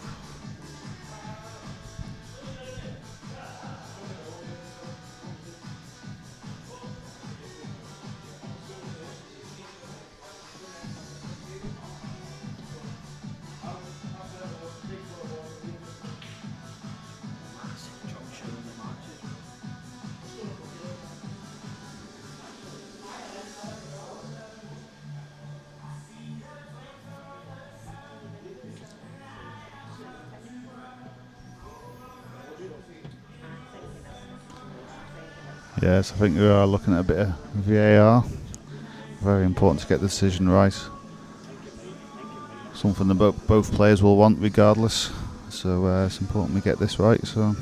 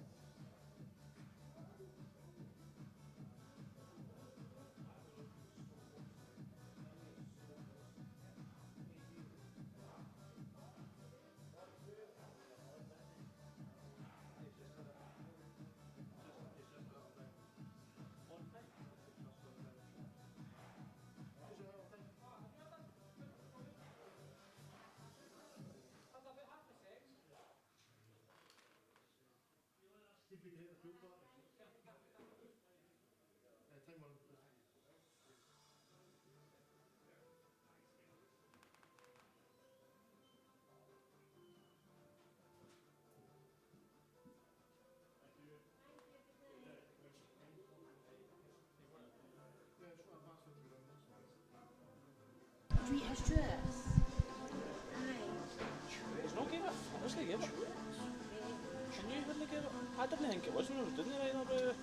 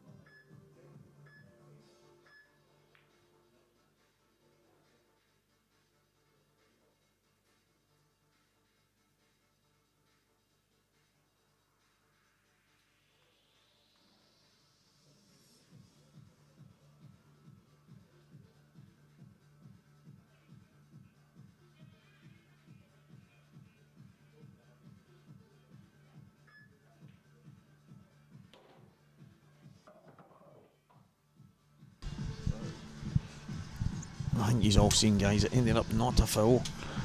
I think Mark just played it just on the buzzer, just enough that it was deemed not a foul. And obviously you've seen Liam played a snooker and then it ended up a foul anyway. But yeah, it's one of the kind of moments that you can check a million times and never be 100% sure. So the right thing definitely done. I know people probably having a look at home and checking, but yeah, guys, listen, we're all go here. It is 100 mile an hour. It's 8.5 Mark Boyle.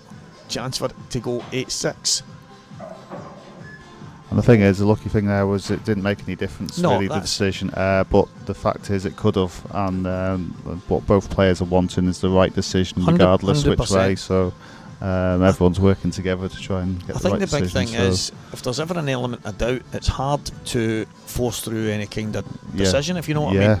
Yeah. It's like if you're not sure, and then you have to kind of stick with the original. Yeah. And the original was that it was fine. And for me, you've got two of the most honest guys on planet Earth at the table, and there's never going to be any kind of doubting. They just want to be sure for themselves and their opponent. And Liam's I don't think it was ever his aim to get on this for the middle, but he's going to have to play it to the middle now. Yeah, he will do now, which is fine as long as the cue ball's not on the baulk cushion. Then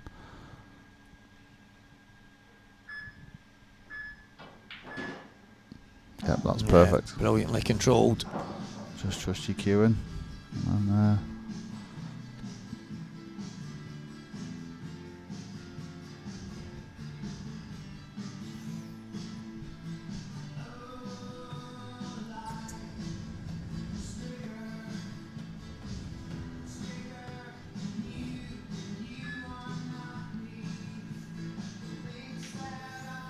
yeah, he's got one on the board to make it 8.6. Still a long way to go in a race to 11. But Liam is 1 at a time now. It's there's still the 2 frames, but we're getting closer to the finishing line. So he does want to try and get back on level terms as soon as he possibly can. I think Mark is So showing we'll have that in mind. that he's right at it, right back most to definitely, winning that tournament last week. It was funny that he sat down and spoke to me at one of the points, and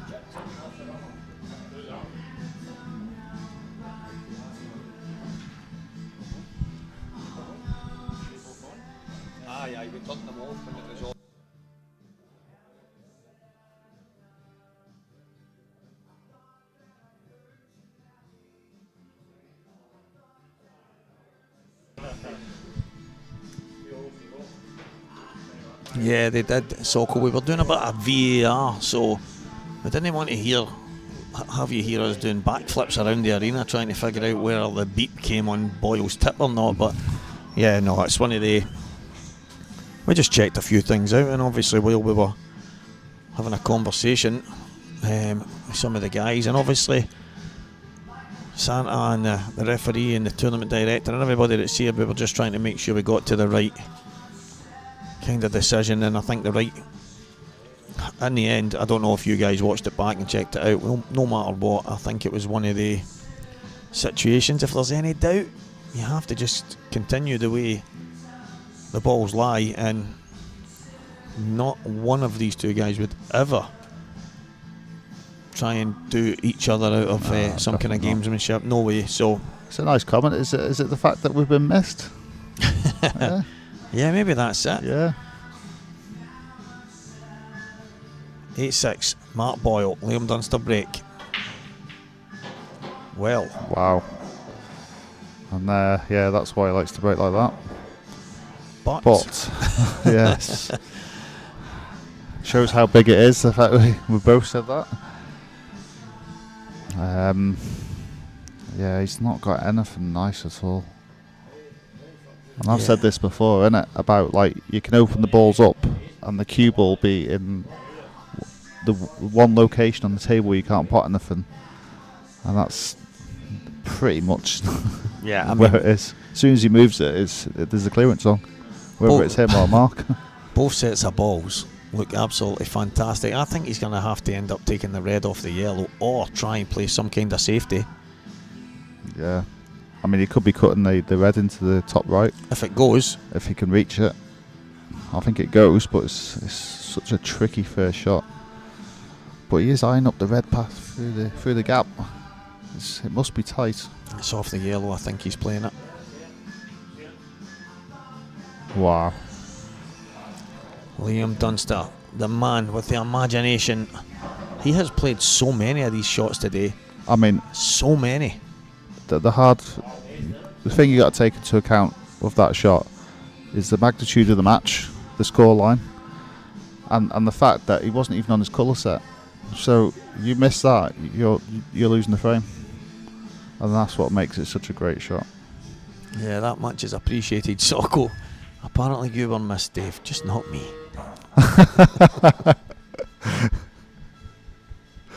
Oh, brilliant. Yeah, he's a good guy, our Sokol. But this, still, he would have rather been maybe opening from somewhere else, because he's still got a touch of work to do here. Oh, he's had a kick. He must have done. Oh, that's cruel. Oh, that's cruel. And Mark doing the right thing, asking for the ball to be cleaned. Wowzers. That's horrible. Absolute wowzers. That is the one thing that can happen in Cuesports occasionally, the kick. But one thing we are lucky with, we don't get many kicks with the tome chalk that we use. A lot of the players use anyway, and the great conditions we have. But well, here's the thing, mate. Liam has went to Tame Chalk. What an advert that is. Yeah. And that's why I keep saying it's a myth. Yeah, but the thing is, I find with especially since we've gone to like blue cloth, I find we get less kicks, and with the tone chalk we get a lot less kicks. Yeah, I'm not having it. But when you do get one, you can get a bad one. Yeah. So there was a number of scientific things done to see why and the reason that kicks are done, and only a small percentage was based on the chalk. However, I do admit that there's a lot of people and clubs that like to keep the cloth a bit cleaner. Yeah. So I think there's obviously pros and cons to every kind of aspect, but you do get, from Liam was in here yesterday doing the commentary with me, and he says he changed to Talm chalk and he's never had so many miscues in his life as he does now, and he said, I'm now having to consider whether I change back to a different one where I get better grip on the cue ball and risk the odd kick, or continue to miscue using the tail chalk. Yeah. And And you know the funny thing is, Dave, that's not the first time I've heard that off loads of people, and I think, but I don't think it's the chalk. I think certain tips aren't compatible with the chalk. I've noticed that with it. Yeah, definitely. There's certain chalks now that just, there'll be some chalks that just work with everything, but they might not be the best chalk in the world for. They might be messy, they might mess up the cue ball and stuff, but they go on every tip. But there's a couple out there. I've actually seen, there was a guy I played and he had a different chalk for his break cue and his playing cue because one didn't stick to the other. I understand that. It would drive me nuts having two pieces of chalk. Yeah, 100%. But the thing is, I totally understand as well. Oh, I just hit that at the right pace to make sure it went in. Yeah, there's someone else talking about it. Scarce Tech, about the fact that you miscue a lot. There's loads of people. Robert Stephen was talking about it yesterday as well. He says you're absolutely panicking when you're playing a shot with extreme top because you just feel like the cue's going to slide off it. And that's a good so point. I don't know what all the reasons and all the answers are, but at the end of the day... Well, then, like you say, it could be like his tip's not compatible. I don't tend to find too many problems, but I do get some like that, so I'm not I totally understand.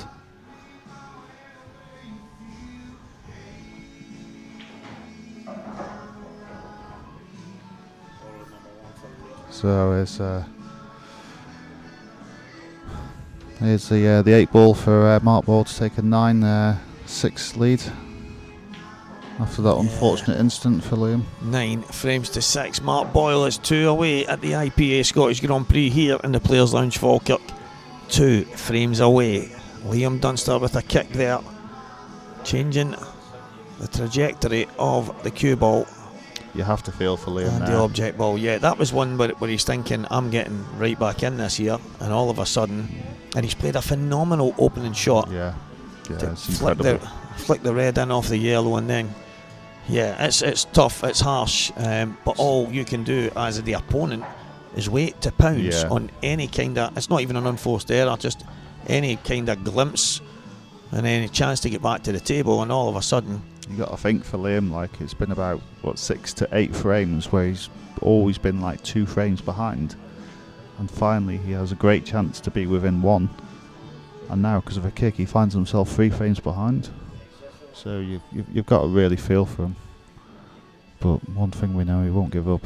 No, that's it. He doesn't give up an IPA title easily. Yeah, that is Liam Dunster for you. But we've also got one of the most ruthless champions that the world of pool has ever seen in Mark Boyle. And here he is, 2 frames away. And the magic numbers on the screen. Liam Dunster 6, Mark Boyle 9. But they have the race to 11. Will the trophy stay here in Falkirk? Or can Liam pull off something magical against Mr. Magic? We're going to find out, Dave, because it's happening right now. It definitely is. We also have 1,200 people watching, so it's great to have you all with us. So he hits them well. Yeah, red like down. The 2 colour sets completely divided. Bar 1 ball.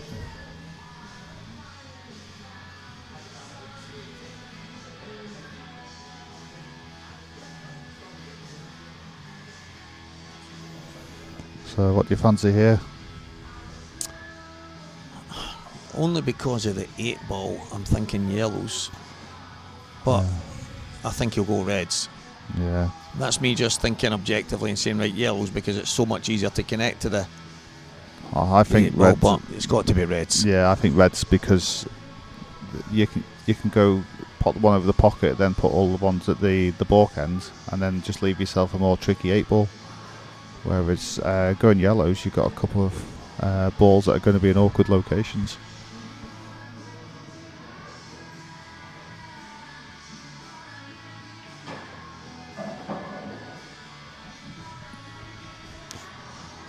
There he is. He'd have liked that to be a bit easier, but he's got a shot nevertheless.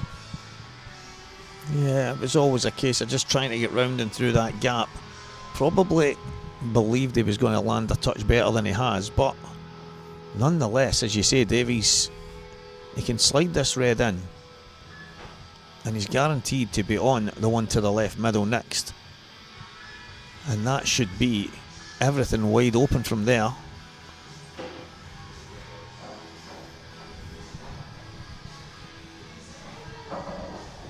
Now, barring some monumental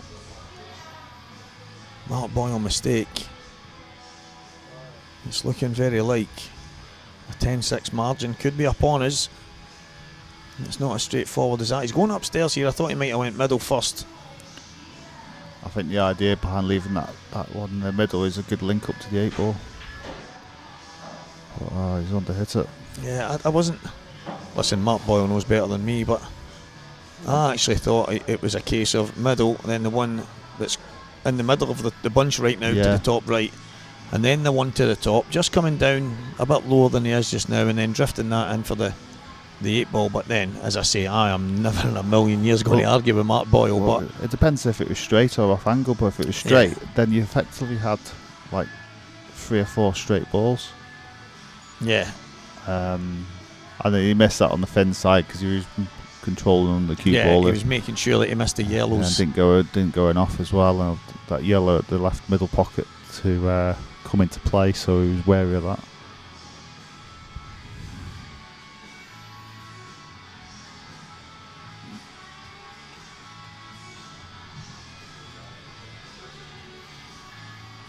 Well, guys, there's Hassan Mir. Hey, how you doing, my friend?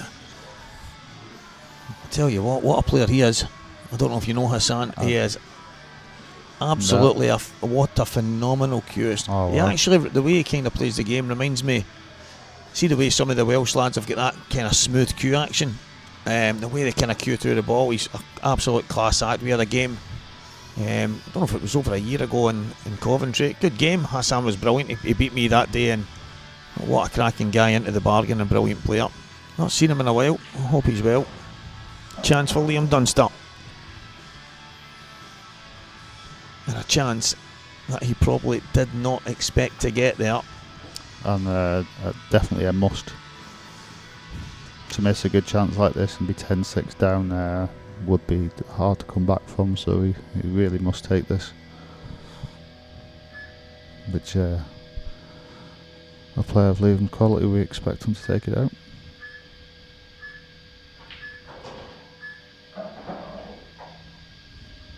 Yeah, I'm guessing the bottom yellow goes. And he probably, in fact, I've seen him play more balls and off balls tonight, probably than I've ever seen him in my life. Yeah, so he likes to move every ball on the table so you don't feel left out. Yeah. That was pretty special, Hassan. That was actually, it's one of these moments that you wish you had the camera on, because it would have been a highlight reel moment forever. But yeah, we had a good game, mate. Absolute class act. So it's a nice fluke, was it? I mean, it was up there. Do you know what? If we ever played, I think I'd love to save all my flukes for you. Oh, I bet you would. Even if it cost me a tournament, I think I'd rather have that to have the pleasure of seeing my best flukes against yourself. There's a lot of people that they actually tune in, and somebody will say, yeah, they're kind of watching, knowing that I'm playing, and they just hope that something happens in my match because they know I'm going to sit down here and just go mad. and it's like, say, Stevie, we wait on you, hoping that something's went crazy in your match so that you can come on and rant about it. Well, knowing that, I hope we draw each other one day, and I hope to give you something to rant about. That is a certainty. Absolute certainty. I tell you, that'll it. I'll be doing the cushion break against you. Definitely. The cushion break, the dreaded cushion break. Imagine that breaking dish through the whole match with that. Oh, mate. After the discussion with that. After the first couple, I'd probably be asking for a ref to make sure. Listen, I need you to watch this. I think this is a foul. This is a foul. He's it's a push shot. What's he pushing? Into the cushion. So Liam's got that one back. So yeah. trailing 7 frames to 9. Yeah, 5k2 the winner.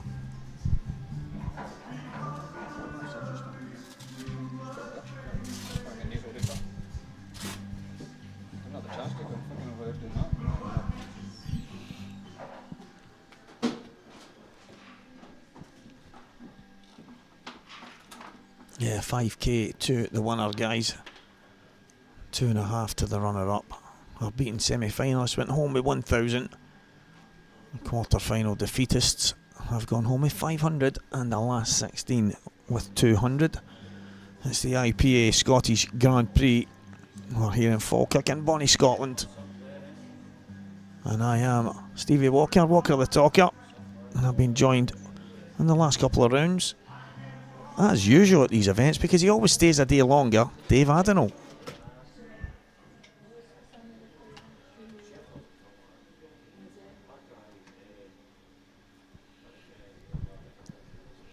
So, Mark, just having a few moments. And as he re-enters our main table setup, it's going to be Liam to break. And this, at this stage, I mean every break at this stage is absolutely huge. They are from the beginning, however. We are playing no mistake pool from both players now. Every single shot is absolutely huge.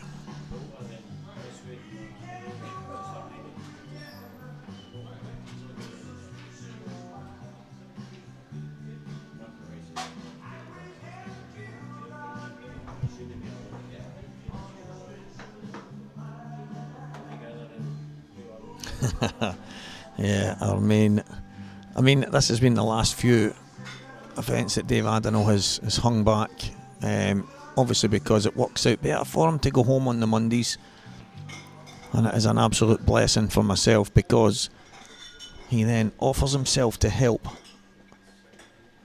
and we do try and get the rest of the evenings in doing commentary together, but he has been a massive help at the last couple of events.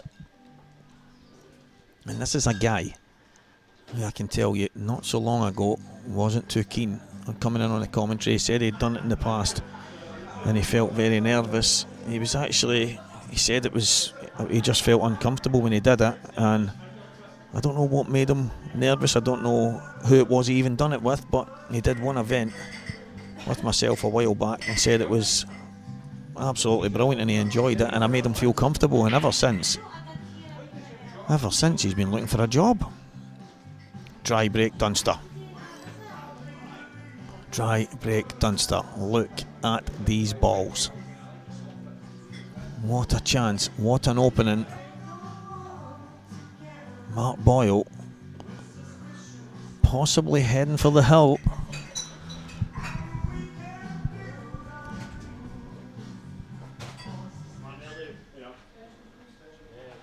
Yeah, I have missed my last bus, but you kindly offered me a lift home, didn't you? I've told you, you can come and stay in the East End of Glasgow. Not many people are that excited about the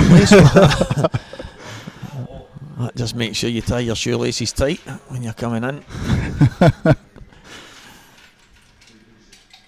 Yeah, I'll have to come and visit one day. Yeah, 100%. Next time you're up, I'll take you a wee run to. Listen, I would have actually loved you to be here maybe 20 years ago or something, when it was the real kind of place, and not because it was a bit rougher, if you want to call it that. It's just I've got a bit of nostalgia about real people and real areas and the way they were, and it's all changed now, and I think most of the UK is kind of like that. But you mean like the characters and it's just like that, it's just different. A lot of the houses and a lot of the areas were kind of knocked down and rebuilt, and when they've done that, different people, a lot of good people, but it's just different, and I think that's the key. But no, it's still a fantastic place and loads and loads of good people. I'm just dropping on the plant. And what is the thought process here, Dave, for the 8-ball? Is it the red on the left-hand cushion? Yeah, I thought he was going to hit that a little softer and then play the plant, but I think it is, like you say, he's got to consider the 8-ball.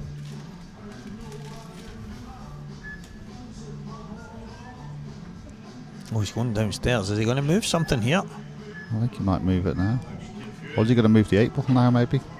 I think that's what he's tried. So he has opened the 8 ball up a little, but it would mean he'd have to be right behind it for the right centre. But Yeah, it's gone a bit wrong here. He's gonna have to change his mind now. I think what he might have to do is He's gonna have to hurry up. I don't know about anything else. Yeah.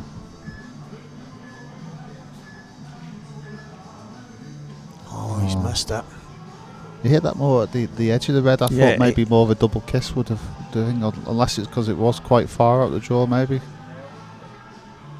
Yes. If you could get through to it, I was thinking pop the one in the middle. He's having a little giggle there. He's been caught a couple of times with the shot clock. You might have a thought process on it. Obviously, we're trying our best now to have all final shot clocked, and that's absolutely great. We had the same down in Wales and stuff like that, and does it make a difference when you've played all day not on it, and then when you come onto it, is there the odd lapse where you go, oh, forgot, or is it just you have to switch on and that's just the way it is? Because at the tour events, it's only the stream table that's shot clocked at that point. Yeah, I don't think it does. I think the fact that it comes in at the start of the match, and these players have played so many matches and won so many tournaments with it on, I think you automatically click into gear with that anyway, so I don't think it really affects at all. Cheers, Andy boy.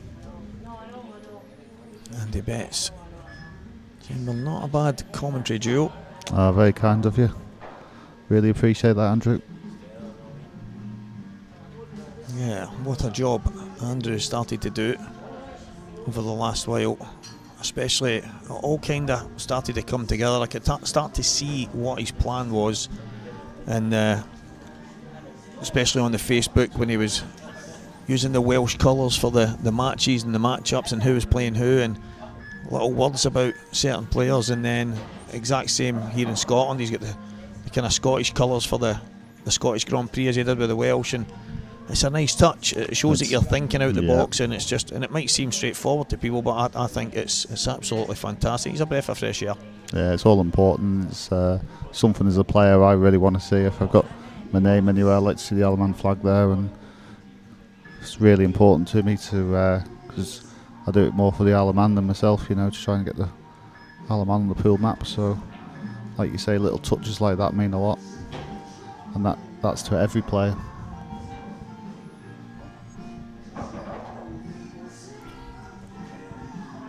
TW Streams with more brilliant compliments. Thanks very much. Listen, everyone that's tuned in the entire weekend, today is always the busy day where we don't really get a break. We're at the business end. It's kind of all go from morning to night, but it's only, for me, it's only possible and only enjoyable when you've got all you guys kind of on helping out and giving that insight and what you're thinking and just engaging, and that engagement is probably for me the reason why we've got over 1,300 on, because I have seen in an instant, Dave, if you turn the mics off for even 5 minutes, could be that something's happening in the venue, or you've had to go and nick out for some reason. It could be any kind of reason. When you come back in, the numbers drop drastically, and I think it's that engagement that keeps the numbers what they are. And most definitely, huge thanks to every single person tuning in. These events just aren't the same without the viewers, and put it this way, there would have been no hope of me ever sitting in a seat commentating on an IPA event without all the people watching. So I can't thank you guys enough. And it's great to see the numbers that keep on rising, because it just gives slight encouragement that it's a good product that we're producing, and everyone that puts the hard work in,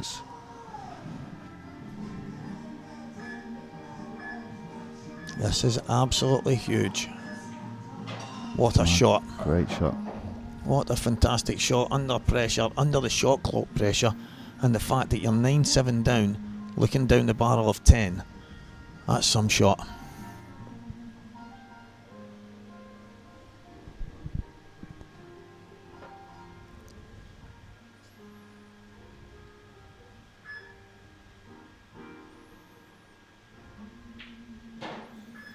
In it goes. Yeah, 9 frames to 8. Finally, after all this time, he's finally got within 1 frame. He's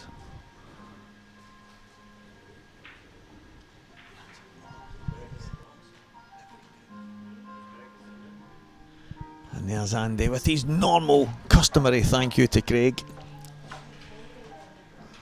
Listen, Andy, we're no fans of Craig here.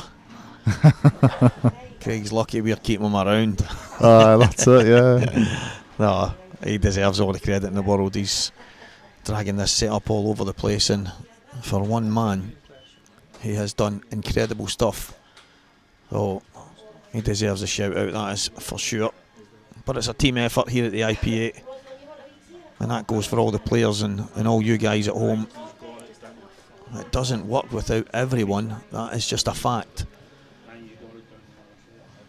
Mark Boyle 9, Liam Dunster 8. It is the Mr. Magic Break. Race to 11, IPA Scottish Grand Prix. We're in the Players' Lounge in Falkirk. Stevie Walker, the talker, and Dave Adenau. I called him strobe light in Wales. I seem to like that, but we'll get the meaning for you guys so you can understand what it's all about. But yeah, massive thank you to each and every one of you, and I hope you guys are all enjoying a fantastic final on an absolutely brilliant stream.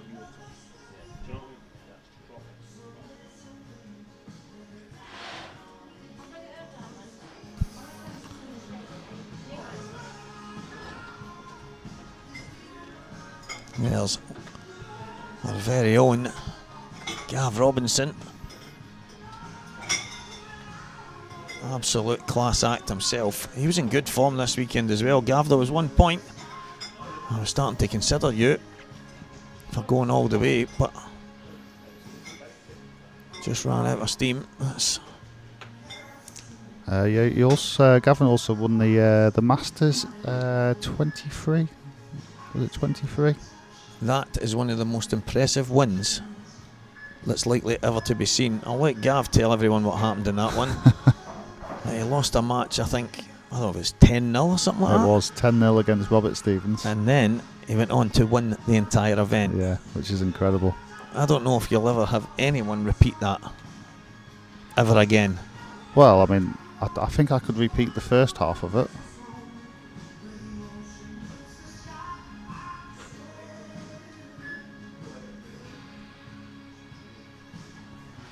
Yeah, I reckon I could repeat the first half of it. Yeah, I mean, I'm more than capable of taking a whooping. But the comeback, that is the hard part.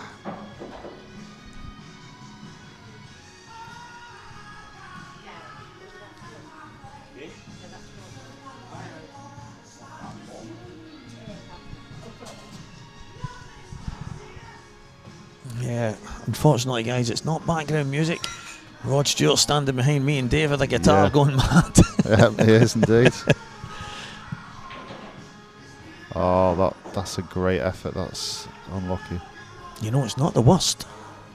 It's not, no. No, he does have a shot. He's now got the obvious connector for the black. But sorry. Getting on it is not going to be really easy. It's almost like he needs to be, as we look at it, the right-hand side of it, so he can run it through off the side cushion. I don't think that's possible, though. So I feel he does have to just drop it in and like gently stun it across while avoiding the red. So yeah, that's what he's doing. So it's almost like you got to stun this, but like pot it like as thick as possible, so it gently floats across past the red. If you hit it too hard, it's just going to clip the red and stick to it.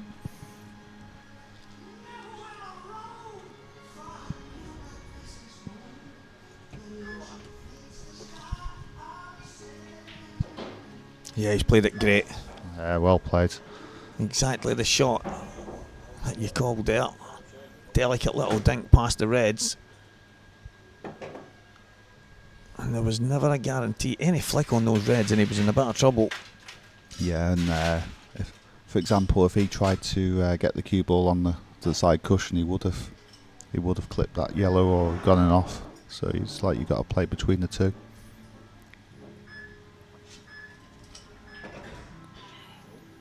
Oh, it's in. Great shot. Lovely shot. Good pace. This has been a tricky clearance and he's taken it out really well. Mark Boyle is on the hill and he will at least get a chance to break for the match. Right now, it is Liam Dunster's break, but it is 10 frames to 8. Mark Boyle in the Scottish Grand Prix final here in Falkirk.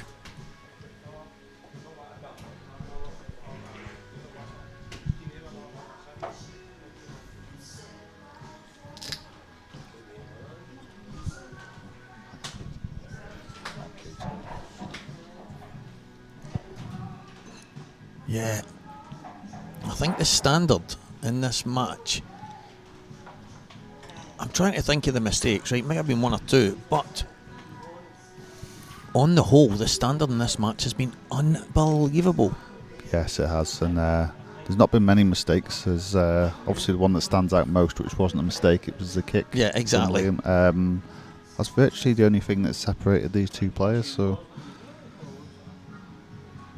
Liam is just going to have to make something happen now. Lee Shepherd, that's a great point, actually. Yeah, that's a great point. I like that.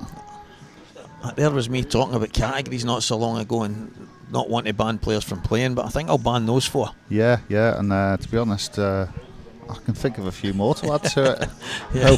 Hopefully it'll give me more chance of winning an event. Yeah, maybe we say to them, listen guys, if you take a year off, let the rest of us try with luck. Yeah, we'll try that, yeah.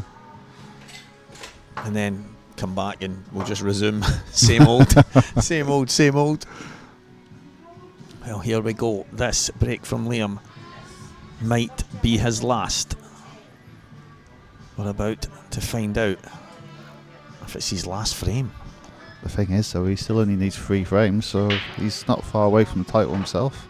Well, this is he dry. Will want to pot a ball. This is dry, and this is an opportunity for Mark Boyle to take the title here in one of the best finals I think I've ever seen. The quality, the class of these two guys. There's been one, was it close to a time foul? One kick. Has there been any major misses?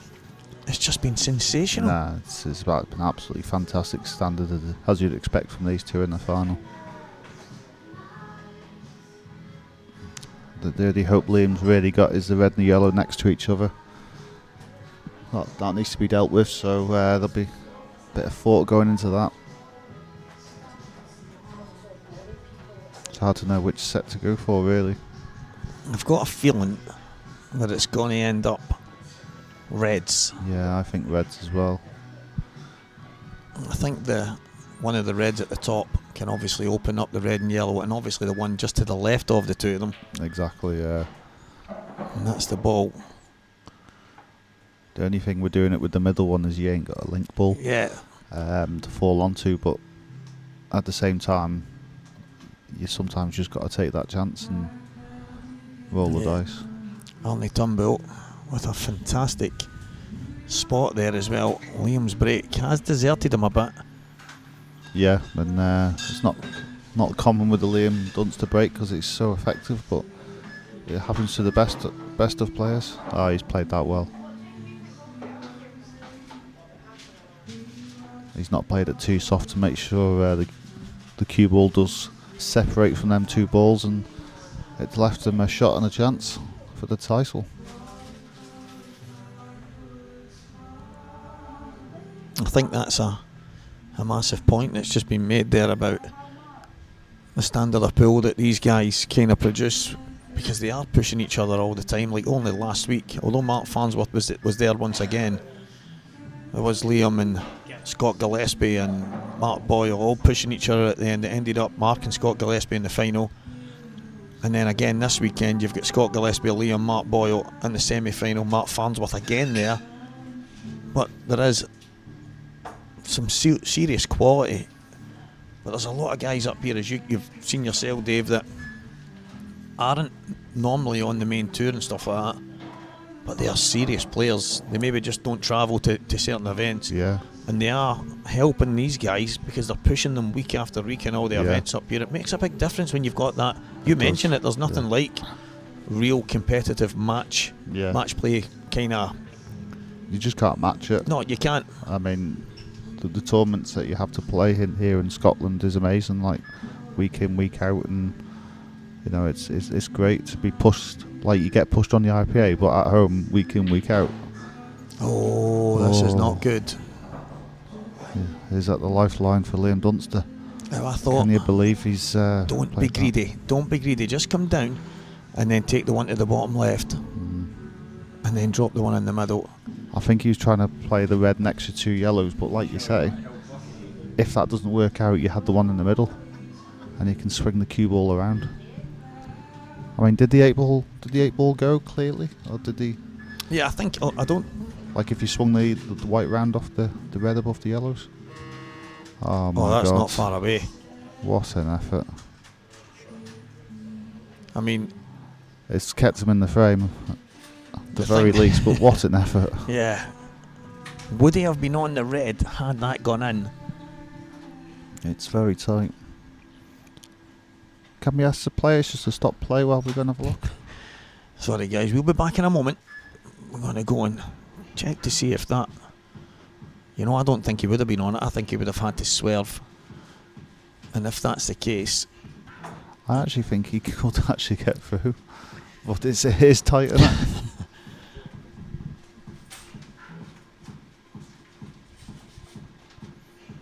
Being Scottish is good for your pool with a red heart. I mean, it's something that you could argue that we have got right up here, and that's all thanks to the SPA and stuff and the way they create the competition that everyone plays in. But the guys that are now leading the IPA, that's a great shot. The Saltire events and stuff that we've got, we are having the best players in the best conditions, using brand new cloth and balls and all the great venues. I think when you've got all these things kind of combined, then the players want to play. You want to go to these events. You want to. So I think that's a huge part. It's the old "if you build it, they will come." If you offer the right facilities for people to go and play the game, then you've got half a chance. Exactly. That's a great shot.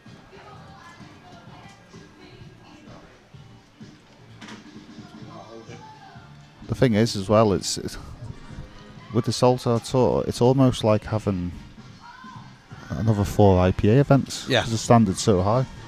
Well, Scott Gillespie actually mentioned, it was about maybe 2 years ago, there was some major names that came in and played in them, and Scott said, listen, to win one of these, it's like winning the majors, because there's no restrictions.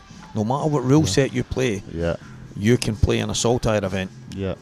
And you just have to play to blackball rules. And he is right, the standard of player that play in those events is absolutely exceptional. So, but like you say, when you've got venues providing great conditions, and players do come.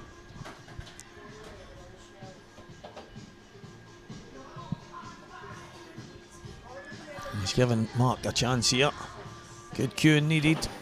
Well, that's a lot more difficult than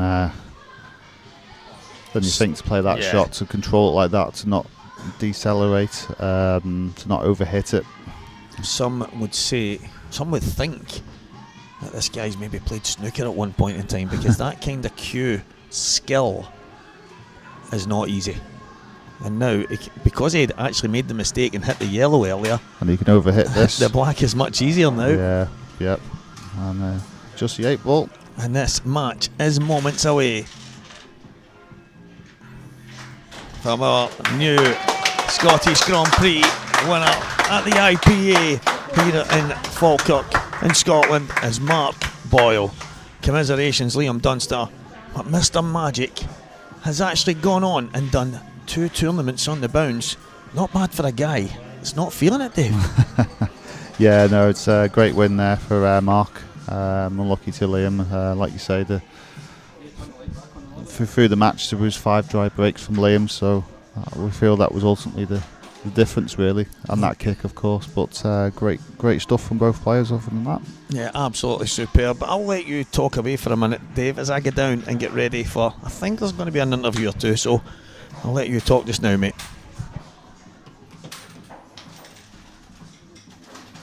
Yeah, so it's a great match, great final there. Great way to finish off the event. It's been a fantastic event here. The venue has been superb, the staff have been superb, and everyone involved in running the IPA. So it's just been really good. So I hope everyone, all the viewers, have enjoyed watching. So yeah, it's been fantastic. We will have the interviews and the presentation coming up shortly with Stephen the Walker Talker, having a chat with the players.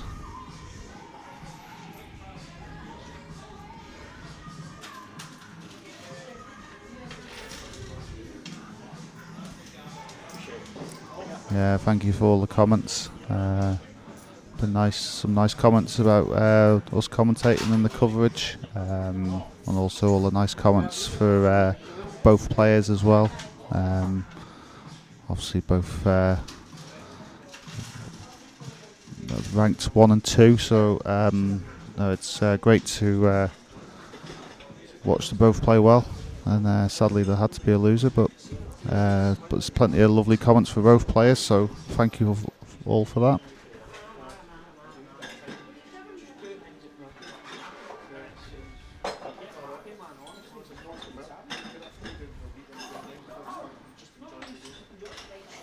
We're shortly now coming over to the presentation.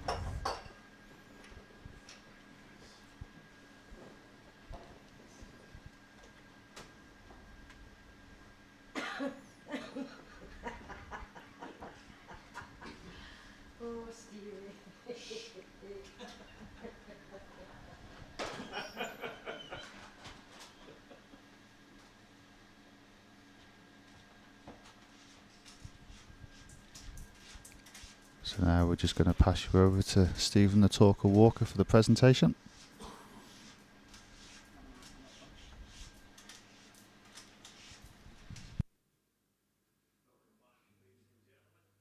The IPA Scottish Grand Prix final, which took place here in Falkirk. And guys, please give a round of applause for our 2 finalists.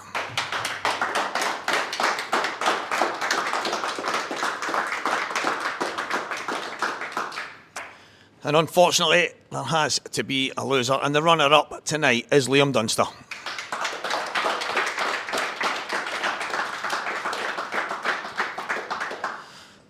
Unlucky, Liam. I mean, it's another final. It's not a victory. Your break probably let you down a bit there. I felt like I was crunching my break. Absolutely crunching it. Just nothing going in. Relentless. Just nothing. Switched. Nothing. Crunch. Nothing. Just is what it is with the break. Just one of the things. It's a massive part of the game these days, and Jamie Burnett mentioned the other day he believes the guy that breaks the best normally wins, and I've spoke to Mark about the break a lot because it is a huge debate on there, but you don't want it to be about that because it was a magnificent final. We had over 1,300 people watching this time on a Sunday night, and they all thought it was absolutely magnificent. It's just a shame there has to be a loser. Yeah, fair play to Boyle. Took advantage of the mistakes I was making. Yeah, not much else to say, to be fair. I'm obviously just a bit annoyed. Countless mistakes I made, but that's Bill for you. Yeah, you've also, I mean, there was probably, I don't know, maybe 10 moments over the course of the last couple of games where you're playing balls. Your imagination was obviously on fire this weekend because maybe the stuff we're used to seeing off Liam Dunster, playing balls off balls, cannons, and yeah. But it was good to see. And then I get rewarded with a big chunky kick. Lovely. Yeah, well, that's got to be the chalk you're using. To him. Yeah, the kick resistant stuff, yeah. No, listen, Liam, another final. It's just super consistent, but unlucky. It's no your night. Liam Dunster.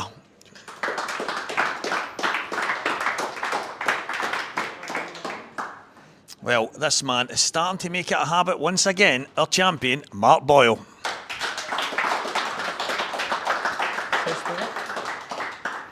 Well, if we thought last week was a bit of a fluke, can't I call it 2 flukes in a row, mate? They say that about buses, don't they? You wait ages for one.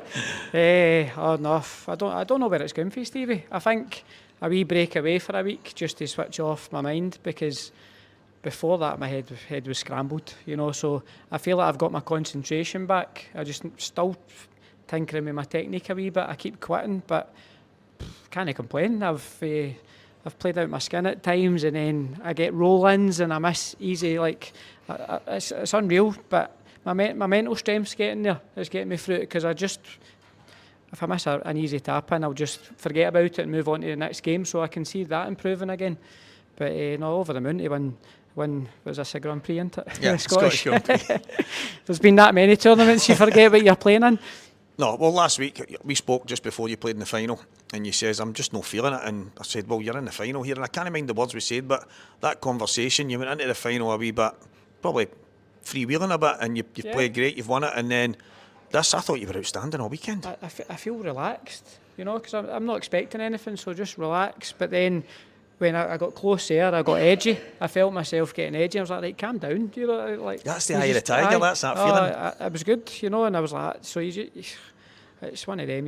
You've got to take your chances, especially against Liam, because you're lucky to get a chance against Liam, you know, so you're heavily relying on your breaks. Luckily for me, my breaks, I felt earlier today my break was terrible and it was getting a wee bit better, but still my break was better than Liam's. He was unlucky. When he was breaking for his normal right hand side, he was crunching it and he wasn't getting anything, so he changed to his left hand side. And I said to him, I was like, you're breaking better for the other side, but you've got to change it up. That's it. You've got to change it up. So the balls went my way tonight because I even flung a couple that I got away with as well. So no, but you've got to take them. You've got to take them when you get them. So I'm over the moon.